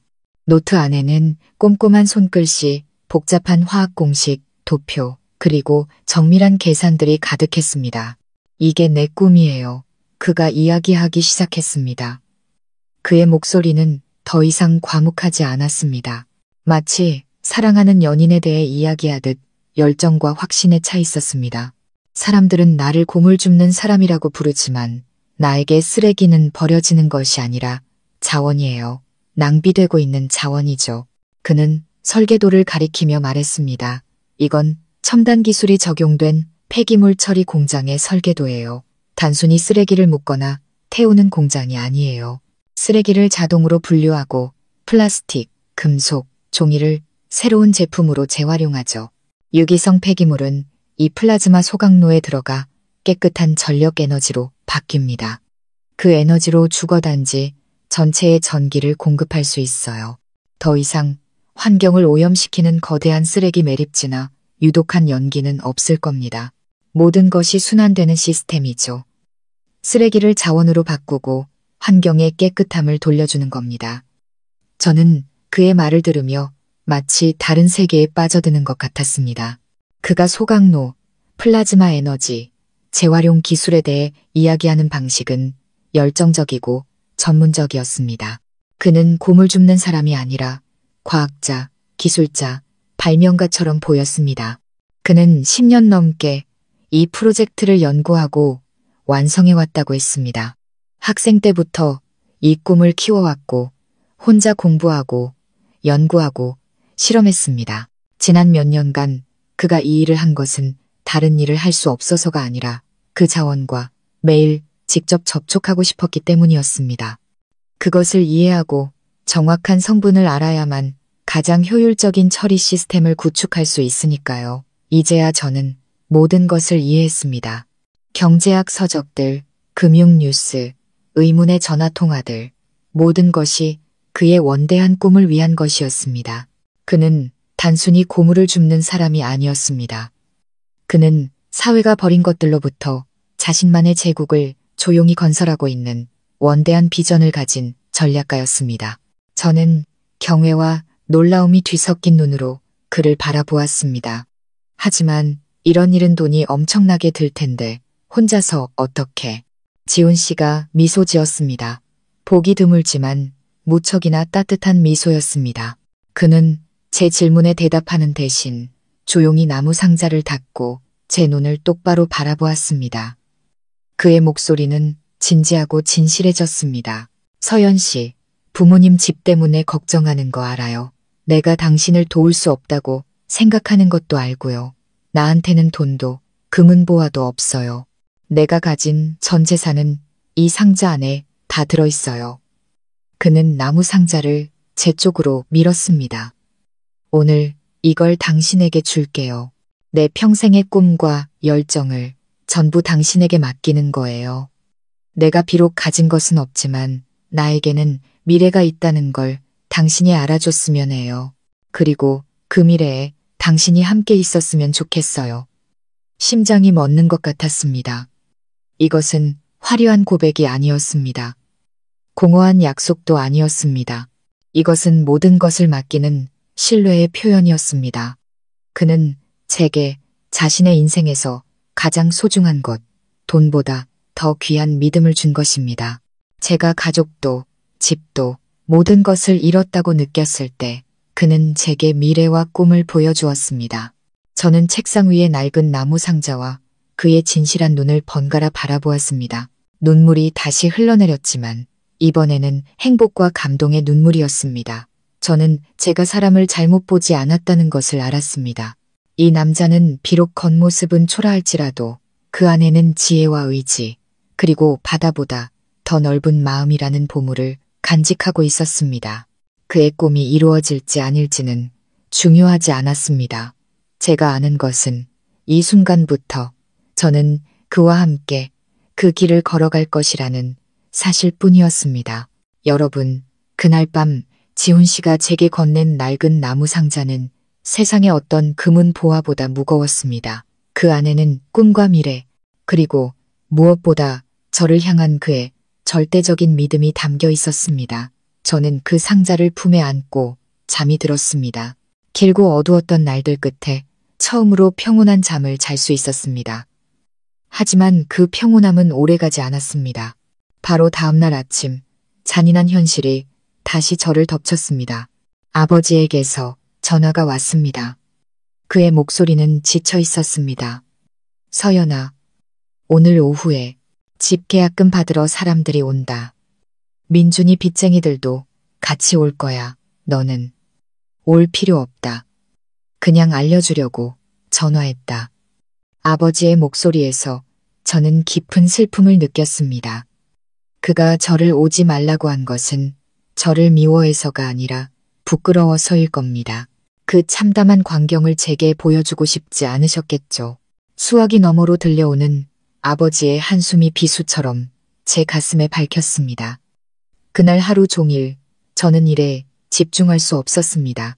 시간이 흐를수록 심장이 조여왔습니다. 짐을 싸는 부모님의 쓸쓸한 모습, 조상님의 위패가 옮겨지는 광경, 그리고 낯선 사람들이 추억이 가득한 우리 집을 차지하는 모습이 눈앞에 그려졌습니다. 극심한 무력감에 휩싸였습니다. 어쩌면 이것이 운명일지도 모른다고, 우리 가족이 저지른 잘못에 대한 대가를 치르는 것일지도 모른다고 생각했습니다. 점심때 저는 힘없이 새방으로 돌아왔습니다. 지훈 씨는 이미 돌아와 있었습니다. 그는 일을 나가지 않았습니다. 그는 평소의 낡은 작업복이 아닌 깨끗한 흰 셔츠와 짙은 색바지를 입고 있었습니다. 비싼 옷은 아니었지만 그가 입으니 이상하게도 품이 있고 단정해 보였습니다. 그는 창가에 서서 조용히 밖을 내다보며 마치 저를 기다리고 있었던 것 같았습니다. 제가 돌아오자 그가 돌아보았습니다. 그의 눈빛은 오늘따라 달랐습니다. 어젯밤의 슬픔 대신 확고하고 빛나는 무언가가 담겨 있었습니다. 왔어요? 그가 낮고 따뜻한 목소리로 말했습니다. 밥 먹고 갑시다. 어디를요? 제가 놀라서 물었습니다. 오늘 오후에. 알고 있어요. 그가 제 말을 끊었습니다. 그의 시선은 저를 똑바로 향해 있었습니다. 신뢰가 가득한 눈빛이었죠. 알고 있어요. 그래서 우리가 가야만 해요. 나 믿어요, 서연 씨. 저는 그의 깊은 눈을 들여다보았습니다. 거기에는 한치의 망설임도 농담도 없었습니다. 이상할 정도로 확고한 무언가가 있었습니다. 저는 그가 무엇을 하려는지, 저를 어디로 데려가려는지 몰랐지만 이상하게도 생각할 필요도 없이 고개를 끄덕였습니다. 믿어요. 그럼 갑시다. 오늘 저 상자 속의 꿈이 어떻게 현실이 되었는지 보여줄게요. 서둘러 점심을 먹고 그가 제 손을 잡고 새방을 나섰습니다. 저는 그의 낡은 오토바이를 탈 거라고 생각했습니다.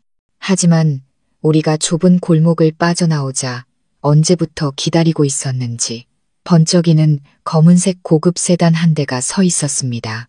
단정한 유니폼을 입은 운전기사가 차에서 내려 지훈 씨에게 정중하게 고개를 숙이며 문을 열었습니다. 회장님, 모든 준비가 끝났습니다. 저는 얼어붙었습니다. 회장님, 또다시 그 단어였습니다. 저는 놀라움과 혼란이 뒤섞인 눈으로 지훈 씨를 쳐다보았습니다. 그는 그저 미소 지으며 제 손을 부드럽게 쥐고는 운전기사에게 말했습니다. 출발하지.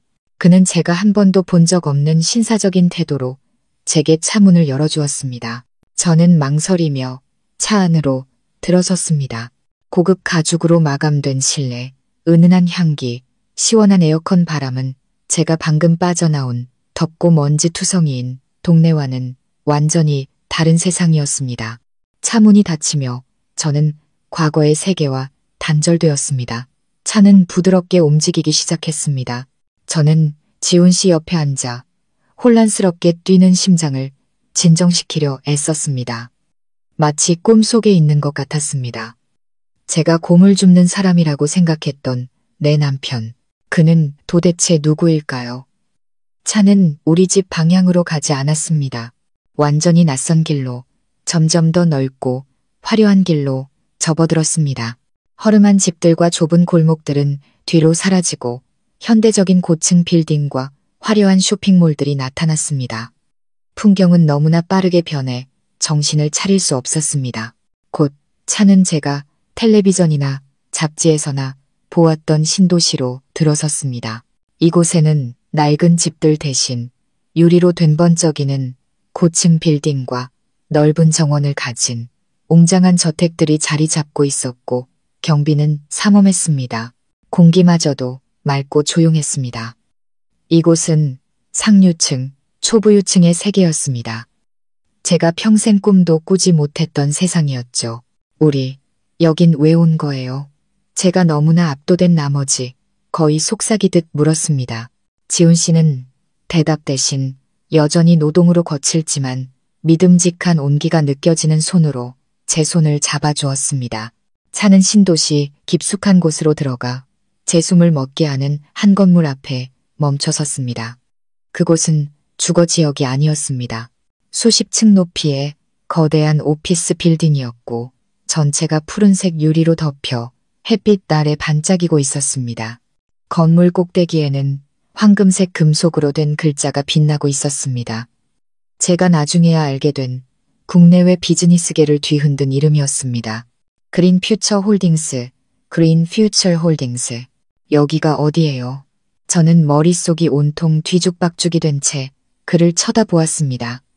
그는 아무 말 없이 그저 저를 보며 미소 지을 뿐이었습니다.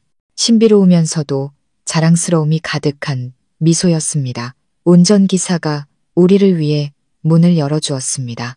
지훈 씨가 먼저 내리고는 마치 공주를 기다리는 왕자처럼 제게 손을 내밀었습니다. 저는 망설이며 그의 손을 잡고 차에서 내렸습니다. 저는 눈앞에 거대한 건물을 올려다보며 제가 한없이 작은 존재처럼 느껴졌습니다. 앞으로 무슨 일이 기다리고 있을지 알 수 없었습니다. 제가 아는 것은 이 여정이 제 인생을 영원히 바꿔놓았다는 것뿐입니다. 운명은 저를 이곳으로 완전히 새로운 세계의 문턱으로 데려왔습니다. 그리고 그 세계로 제 손을 잡고 이끌어준 사람은 바로 제 곰을 줍는 남편이었습니다. 여러분, 그때 제 심정을 상상하실 수 있겠습니까? 마치 미운 오리 새끼가 갑자기 화려한 왕국 무도회에 초대된 기분이었습니다. 저는 낡은 작업복 차림으로 그린 퓨처 홀딩스 빌딩 앞에 서서 이곳에 전혀 어울리지 않는 이방인처럼 느껴졌습니다. 주변의 모든 것이 부와 권력 그리고 사치를 뿜어내고 있었습니다. 거대한 회전문, 거울처럼 반짝이는 대리석 바닥, 그리고 명품 정장과 드레스를 입고 지나다니는 사람들까지. 저도 모르게 손을 빼고 어디론가 숨고 싶었지만 지훈 씨는 제가 물러설 틈도 없이 제 손을 꽉 잡았습니다. 그는 제 귀에 대고 따뜻한 목소리로 속삭였습니다. 두려워하지 말아요. 그냥 내 옆에 있기만 하면 돼요. 그는 제 손을 잡고 회전문을 향해 걸어갔습니다. 우리가 다가서자 문양 쪽에 서 있던 제복을 입은 건장한 경비원 2명이 동시에 90도로 허리를 숙이며 우렁차고 존경심 가득한 목소리로 외쳤습니다. 회장님, 오셨습니까? 심장이 터져 나올 것 같았습니다. 회장님, 제가 3번째로 듣는 이 단어. 이번에는 전화 속의 속삭임이나 운전기사의 말이 아니었습니다. 이곳에서 일하는 사람들에 의해 공식적으로, 공개적으로 외쳐진 말이었습니다. 저는 설명을 구하듯 지훈 씨를 쳐다보았지만 그는 그저 미소 지으며 경비원들에게 가볍게 고개를 끄덕이고는 저를 이끌고 안으로 들어갔습니다. 로비에 들어서자 거대하고 화려한 공간이 눈앞에 펼쳐졌습니다. 높은 천장에는 은하수처럼 반짝이는 거대한 크리스털 샹들리에가 걸려 있었고 어디선가 우아한 클래식 음악이 흘러나왔습니다. 로비를 오가던 직원들은 우리를 보자마자 모두 일제히 멈춰서서 길 양쪽으로 비켜서며 공손하게 고개를 숙였습니다. 회장님, 안녕하십니까? 아름다운 안내, 데스크 직원부터 사무실 직원, 그리고 고위 관리자로 보이는 사람들까지 인사가 끊임없이 이어졌습니다. 저는 지훈 씨 옆에서 고개 숙인 사람들 사이를 걸으며 얼굴이 화끈거렸습니다. 이렇게 많은 주목을 받아본 것은 처음이었습니다. 저는 그저 고개를 숙인 채 그의 뒤를 따를 뿐이었습니다. 하지만 지훈 씨는 달랐습니다. 그는 더 이상 제가 알던 초라하고 과묵한 곰을 줍는 남자가 아니었습니다. 그는 당당하고 긴 걸음으로 걸었고 그의 등은 꼿꼿했으며 온몸에서는 왕과 같은 기품과 절대적인 자신감 그리고 위엄이 뿜어져 나왔습니다. 그는 한 사람 한 사람에게 고개를 끄덕이며 인사했고 그의 눈빛은 날카로웠지만 결코 오만하지 않았습니다. 마치 자신의 영토를 순시하는 왕 같았습니다. 우리는 임원 전용 엘리베이터로 향했습니다. 값비싼 정장을 입고 금태 안경을 쓴 그의 비서로 보이는 중년 남성이 이미 기다리고 있었습니다. 그는 고개를 숙이며 지훈 씨에게 태블릿 PC를 건넸습니다. 회장님, 오후 일정은 조정되었습니다. 일본 파트너와의 회의는 잠시로 변경되었고 요청하신 분기 재무 보고서입니다. 알겠네. 고맙네. 지훈 씨는 태블릿을 받아 몇 줄 훑어보고는 돌려주며 말했습니다. 오늘 오후 일정은 모두 취소하게. 개인적인 시간이 필요해. 네, 알겠습니다. 비서가 공손하게 대답하고는 엘리베이터 버튼을 눌렀습니다. 번쩍이는 스테인리스 엘리베이터 문이 열리고 우리는 안으로 들어섰습니다. 내부는 넓고 고급스러운 목재로 마감되어 있었습니다. 문이 닫히고 바깥 세상의 소음과 단절되자 저는 비로소 숨을 내쉴 수 있었습니다. 저는 옆에 서 있는 남자를 바라보았습니다. 엘리베이터 조명이 그의 얼굴을 비추며 그의 강인한 윤곽을 더욱 돋보이게 했습니다. 같은 사람이었지만 왜 이리도 낯설게 느껴지는 걸까요? 제가 더듬거리며 물었습니다. 이게 다 어떻게 된 일이에요? 그가 저를 돌아보았습니다. 그의 눈빛은 더 이상 신비롭지 않았습니다. 부드러움과 약간의 미안함이 담겨 있었죠. 미안해요, 서연 씨. 당신을 속여서 미안해요. 엘리베이터는 건물 최고층에서 멈췄습니다.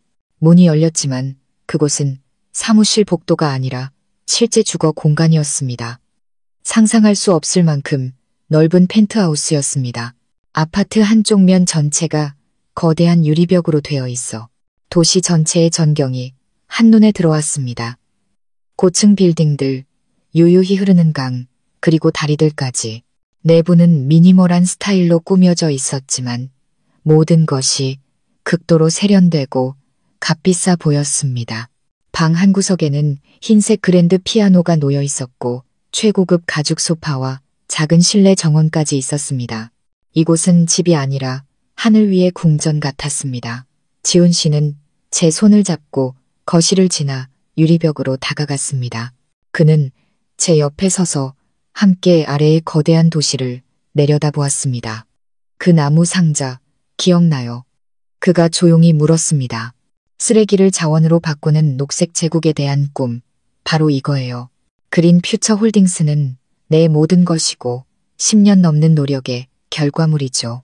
그는 자신의 이야기를 들려주었습니다.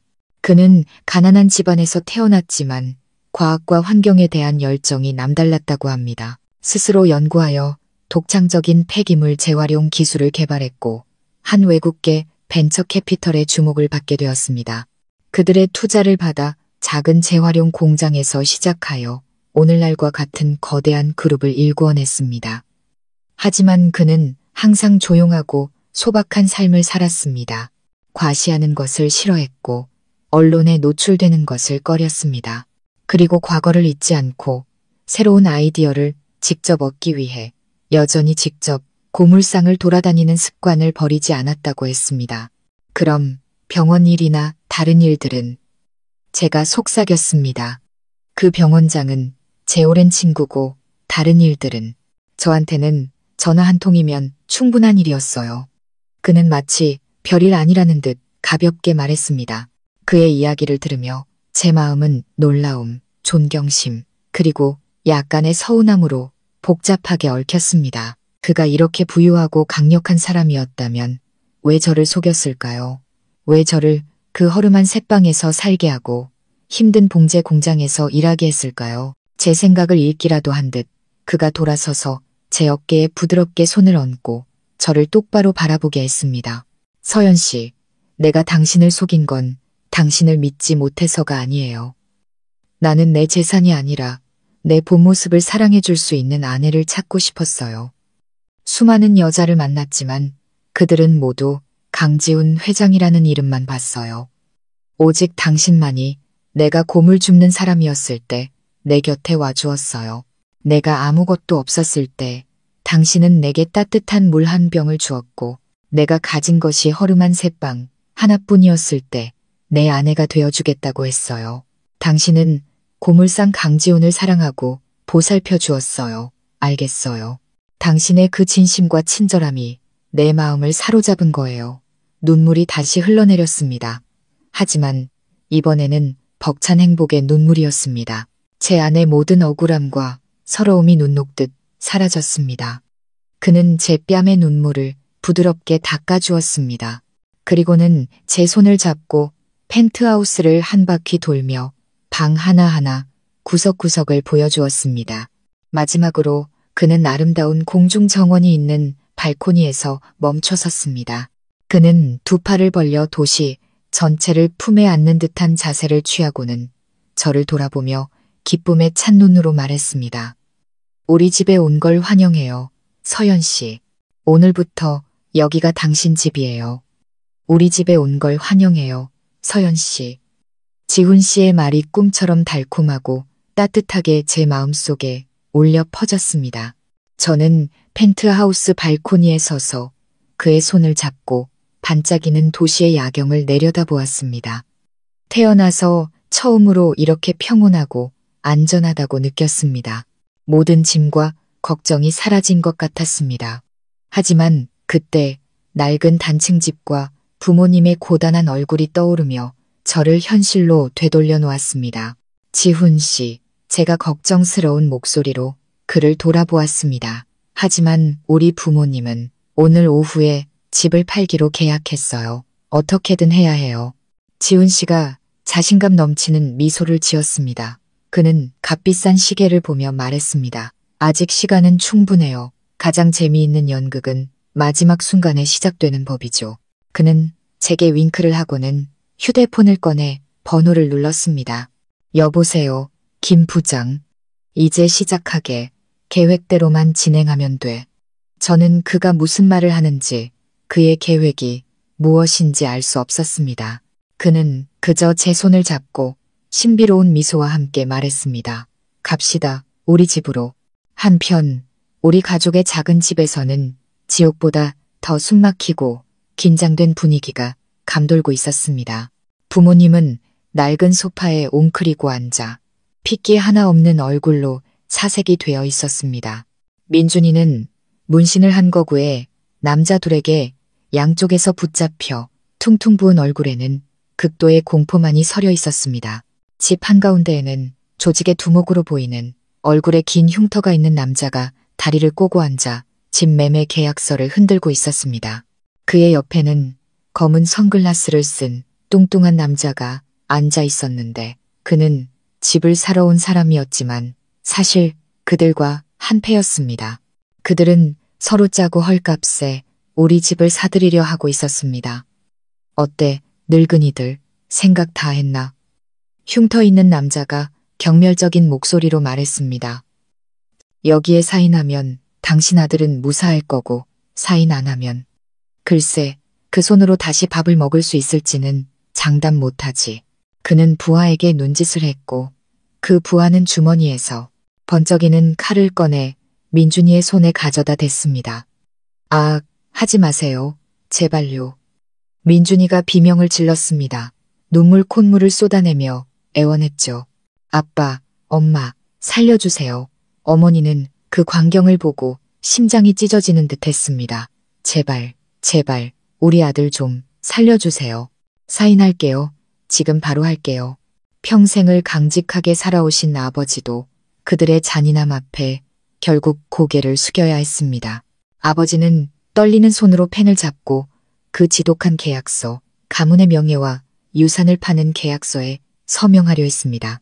하지만 바로 그 운명의 순간 아버지의 펜촉이 종이에 닿으려 할 때 천지를 뒤흔드는 쾅 하는 소리가 울려 퍼졌습니다. 낡은 나무 현관문이 누군가에게 걷어차여 경첩이 부서지며 날아갔습니다. 집안의 모든 사람들이 놀라 문 쪽을 돌아보았습니다. 흉터 있는 남자와 그의 부하들은 벌떡 일어나 싸울 태세를 취했습니다. 아버지와 어머니 그리고 민준이는 무슨 일이 일어났는지 몰라 망연자실해 있었습니다. 그리고 문 밖에서 키가 크고 품이 있는 한 남자가 걸어 들어왔습니다. 석양빛이 그를 비추며 마치 후광처럼 그의 주위를 감쌌습니다. 그는 바로 지훈 씨였습니다. 하지만 낡고 더러운 작업복 차림이 아니라 완벽하게 재단된 고급 정장을 입은 모습이었습니다. 머리는 단정하게 넘겨져 있었고 그의 얼굴은 얼음장처럼 차가웠으며 날카로운 눈빛으로 방안을 훑었습니다. 그의 뒤로는 전문 경호원처럼 보이는 건장한 남자 4명과 서류 가방을 든 변호사로 보이는 중년 남성이 따르고 있었습니다. 그의 등장은 방 안의 공기를 순식간에 얼어붙게 만들었습니다. 기세등등하던 흉터 있는 남자와 그의 부하들도 지훈 씨의 압도적인 기세에 주눅이 들었습니다. 부모님과 민준이는 입을 떡 벌린 채 자신들의 눈을 믿을 수 없다는 듯 그를 쳐다보았습니다. 그들이 항상 고물 줍는 놈이라며 경멸했던 그 남자가 어떻게 이런 모습으로 나타날 수 있단 말인가. 넌 뭐야? 감히 여기 와서 회방을 놔. 흉터 있는 남자가 애써 평정을 되찾으며 으르렁거렸습니다. 지훈 씨는 그에게 대꾸할 가치도 없다는 듯 경호원 2명에게 눈짓을 했습니다. 순식간에 그들은 번개처럼 움직여 부하의 칼을 빼앗고 민준이를 붙잡고 있던 2 남자를 제압했습니다. 풀려난 민준이는 황급히 부모님 뒤로 숨었습니다. 내 부하들 놔줘. 흉터 있는 남자가 소리치며 달려들려 했지만 지훈 씨는 손 하나를 들어 그를 제지했습니다. 그는 태연하게 그 남자 앞으로 걸어가 얼음처럼 차가운 눈으로 그를 쏘아보았습니다. 네가 이 동네에서 사채업이랑 불법 도박장을 운영하는 흉터 박웅철 맞지? 지훈 씨가 나지막이 말했지만 그의 한마디는 박웅철의 얼굴을 하얗게 질리게 만들었습니다. 내가 하는 짓을 아무도 모를 거라고 생각했나? 내 조직의 모든 활동, 도박꾼들을 유인하는 것부터 부동산 업자랑 짜고 집을 헐값에 넘기게 협박하는 것까지 전부 경찰 기록에 남아있어. 내 발로 경찰서에 가서 자수할래? 아니면 내 사람들이 모시고 갈까? 박웅철은 충격에 휩싸였습니다. 자신의 신분과 비밀스러운 범죄 행각을 이 남자가 어떻게 손바닥 보듯 꿰뚫고 있는지 믿을 수 없었습니다. 그는 지훈 씨의 깊고 강력한 눈을 보며 이 남자가 농담하는 것이 아니라는 것을 깨달았습니다. 공포가 그를 덮쳤습니다. 지훈 씨는 그에게 생각할 시간을 주지 않고 변호사를 향해 말했습니다. 최 변호사님, 시작하시죠. 변호사가 앞으로 나와 서류 가방을 열고 2개의 서류 뭉치를 테이블 위에 올려놓았습니다. 박웅철 씨, 이것은 당신의 불법 사채, 협박, 재산, 강탈 행위에 대한 모든 증거입니다. 그리고 이쪽 분, 그는 벌벌 떨고 있는 집 매수자를 가리켰습니다. 이것은 당신의 사기 및 담합 행위에 대한 증거고요. 남은 인생을 감옥에서 보내고 싶지 않다면 협조하는 게 좋을 겁니다. 그때 저도 문 밖에서 안으로 들어섰습니다. 저는 처음부터 모든 것을 지켜보고 있었습니다. 제 남편이 연출한 이 완벽하고 통쾌한 드라마를요. 부모님과 동생은 저를 보고 다시 지훈 씨를 보았습니다. 그들의 눈에는 극도의 혼란이 서려 있었습니다. 그들이 알던 고물 줍는 놈과 눈앞에 강력한 구원자를 도저히 연결시키지 못하는 듯 했습니다. 지훈 씨가 민준이를 똑바로 쳐다보았습니다. 그의 눈에는 더 이상 냉정함 대신 실망감이 가득했습니다. 얼마를 빚졌지? 그가 물었습니다.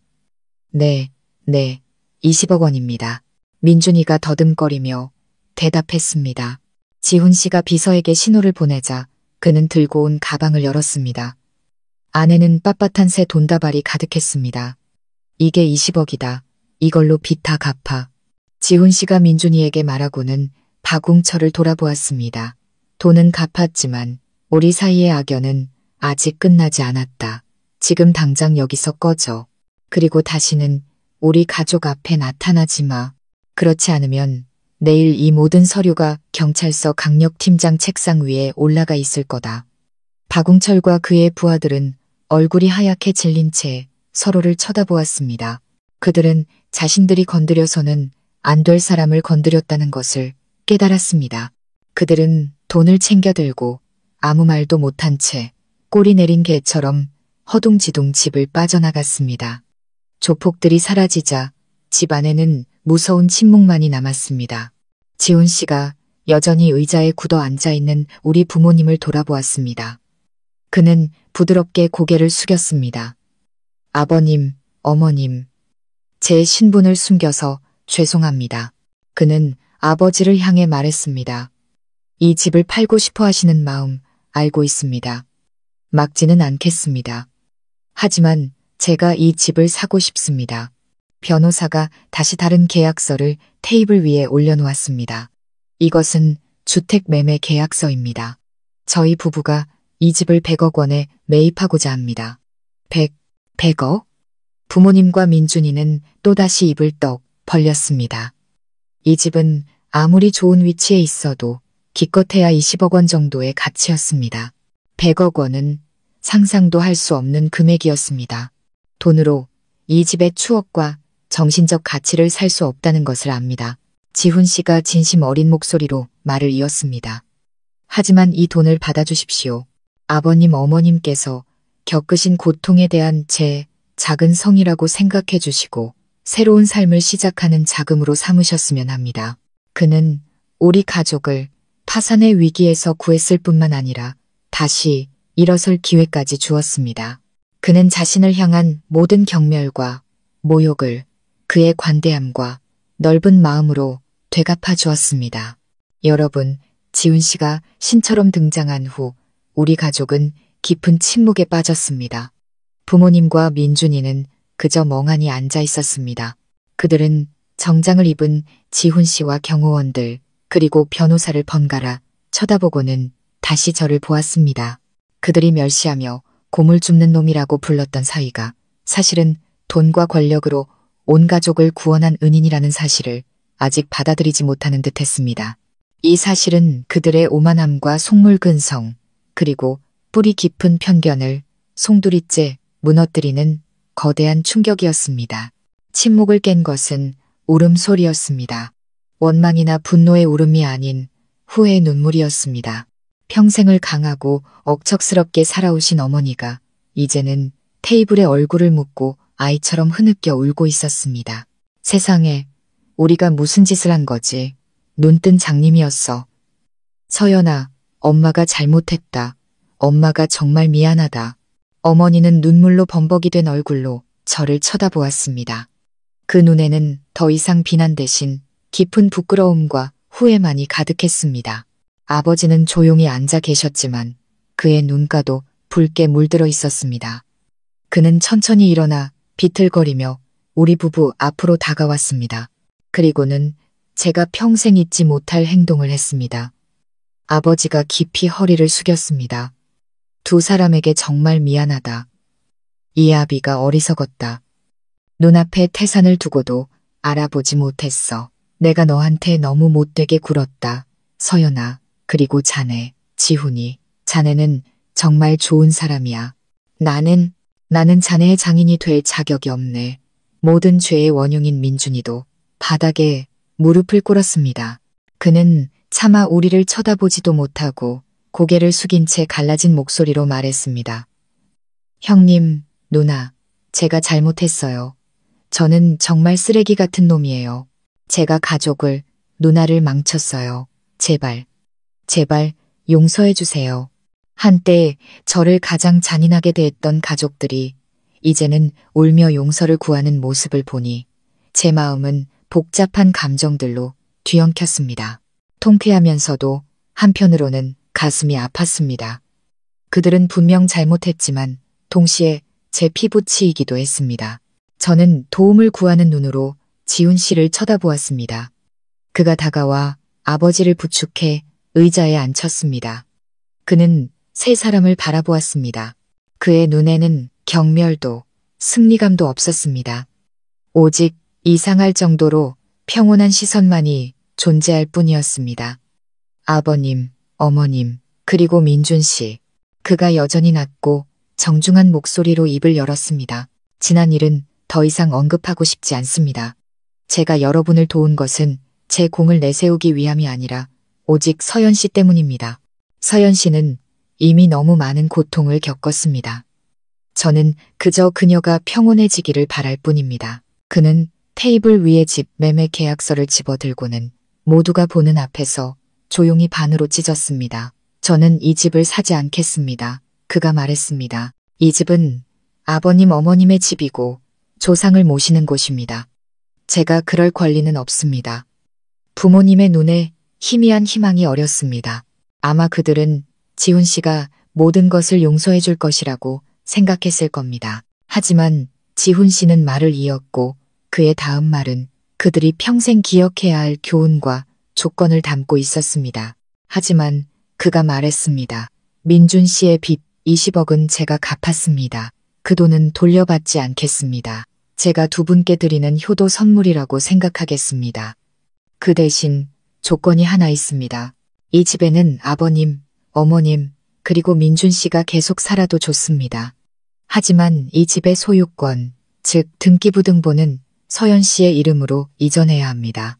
변호사가 다시 다른 서류 뭉치를 테이블 위에 올려놓았습니다. 이것은 부동산 증여 계약서입니다. 서명하시면 김서연 씨가 이 집의 유일한 합법적 소유주가 됩니다. 부모님과 민준이는 얼어붙었습니다. 그들은 지훈 씨의 의도를 이해했습니다. 그는 그들을 길거리로 내쫓지 않았습니다. 살 집을 주고 살아갈 돈도 주었습니다. 하지만 그는 그들에게서 주인으로서의 권리를 빼앗았습니다. 그는 그들이 자신의 집에서 세입자의 자격으로 살게 한 것입니다. 매일 그들은 자신이 내쫓았던 딸과 누나의 이름으로 된 집에서 살아야 할 것입니다. 매일 그들은 지금 자신들이 누리는 모든 것, 아들의 목숨부터 머리 누일 집까지 모두가 그들이 가장 경멸했던 사위의 관용 덕분이라는 사실을 기억해야만 할 것입니다. 이것은 돈이나 폭력으로 하는 복수가 아니었습니다. 이것은 훨씬 더 깊고 뼈아픈 정신적인 징벌이었습니다. 그들에게는 다른 선택지가 없었습니다. 그들은 떨리는 손으로 계약서에 서명하며 자신들의 마지막 남은 소유권을 공식적으로 제게 넘겨주었습니다. 그날 여러분, 저는 지훈 씨와 함께 그 집을 떠났습니다. 하지만 이번에는 쫓겨나는 패배자가 아니라 당당한 승리자의 모습으로 떠났습니다. 제 인생은 완전히 새로운 장으로 넘어갔습니다. 더 이상 빚 걱정도 비난 속에서 살 필요도 없게 되었습니다. 저에게는 능력 있고 저를 사랑하고 이해해주는 남편이 있었습니다. 저는 화려한 펜트하우스가 아닌 바로 그의 품 안에서 진정한 나의 집을 찾았습니다. 시청자 여러분, 서연 씨의 파란만장한 여정을 함께 따라오시면서 아마 우리 각자의 마음속에도 깊은 여운과 여러 생각들이 남았을 거라 생각합니다. 이 이야기는 단순히 행복한 결말로 끝나지 않고 인간의 가치와 우리가 일상에서 어떻게 사람을 대해야 하는지에 대한 깊은 교훈을 던져줍니다. 첫 번째이자 가장 명백한 교훈은 결코 사람을 겉모습만 보고 성급하게 판단해서는 안 된다는 것입니다. 우리 사회는 때로 그 사람이 입은 옷, 하는 일, 가진 지위로 사람을 평가하는데 너무나 익숙해져 있습니다. 고물을 줍는 초라한 모습의 지훈 씨는 서연 씨의 가족뿐만 아니라 아마 다른 많은 사람들에게도 경멸의 시선을 받았을 겁니다. 하지만 그 거친 외면 뒤에는 비범한 지혜와 의지, 그리고 따뜻한 마음이 숨겨져 있었습니다.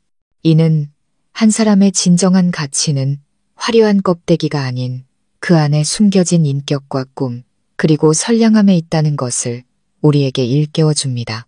편견이 우리의 눈을 가리기 전에 사람의 본질을 보려는 노력을 해야겠습니다. 두 번째로 제 마음에 와닿았던 것은 침묵하는 선의가 가진 힘입니다. 서연 씨가 가장 절망하고 외로웠던 순간 그녀를 구원한 것은 돈이나 권력이 아니라 낯선 이가 건넨 따뜻한 물 한 병이었습니다. 지훈 씨의 작은 행동은 희망의 불씨를 지폈고 세상에는 아직 사람의 정이 남아있다는 믿음을 주었습니다. 때로는 진심 어린 안부, 한마디, 시기적절한 관심의 표현이 수만 가지 물질적인 선물보다 더 큰 가치를 지닐 수 있습니다. 우리 각자가 계산 없이 작은 친절이라도 베풀 준비가 되어 있다면 삶은 얼마나 더 아름다워질까요? 그리고 마지막으로 서연 씨의 이야기는 내면의 강인함과 지혜로운 용서에 대한 교훈을 줍니다. 그녀는 극심한 배신을 겪었지만 무너지지 않았습니다. 자신의 존엄성을 지키기 위해 일어설 용기, 자신만의 길을 선택할 용기가 있었습니다. 하지만 모든 것을 가졌을 때 그녀와 지훈 씨는 잔인한 복수를 선택하지 않았습니다. 그들은 가족에게 교훈을 주면서도 살아갈 길을 열어주었습니다. 용서는 필요하지만 그것이 다른 사람이 계속해서 나를 짓밟게 내버려 두는 것을 의미하지는 않습니다.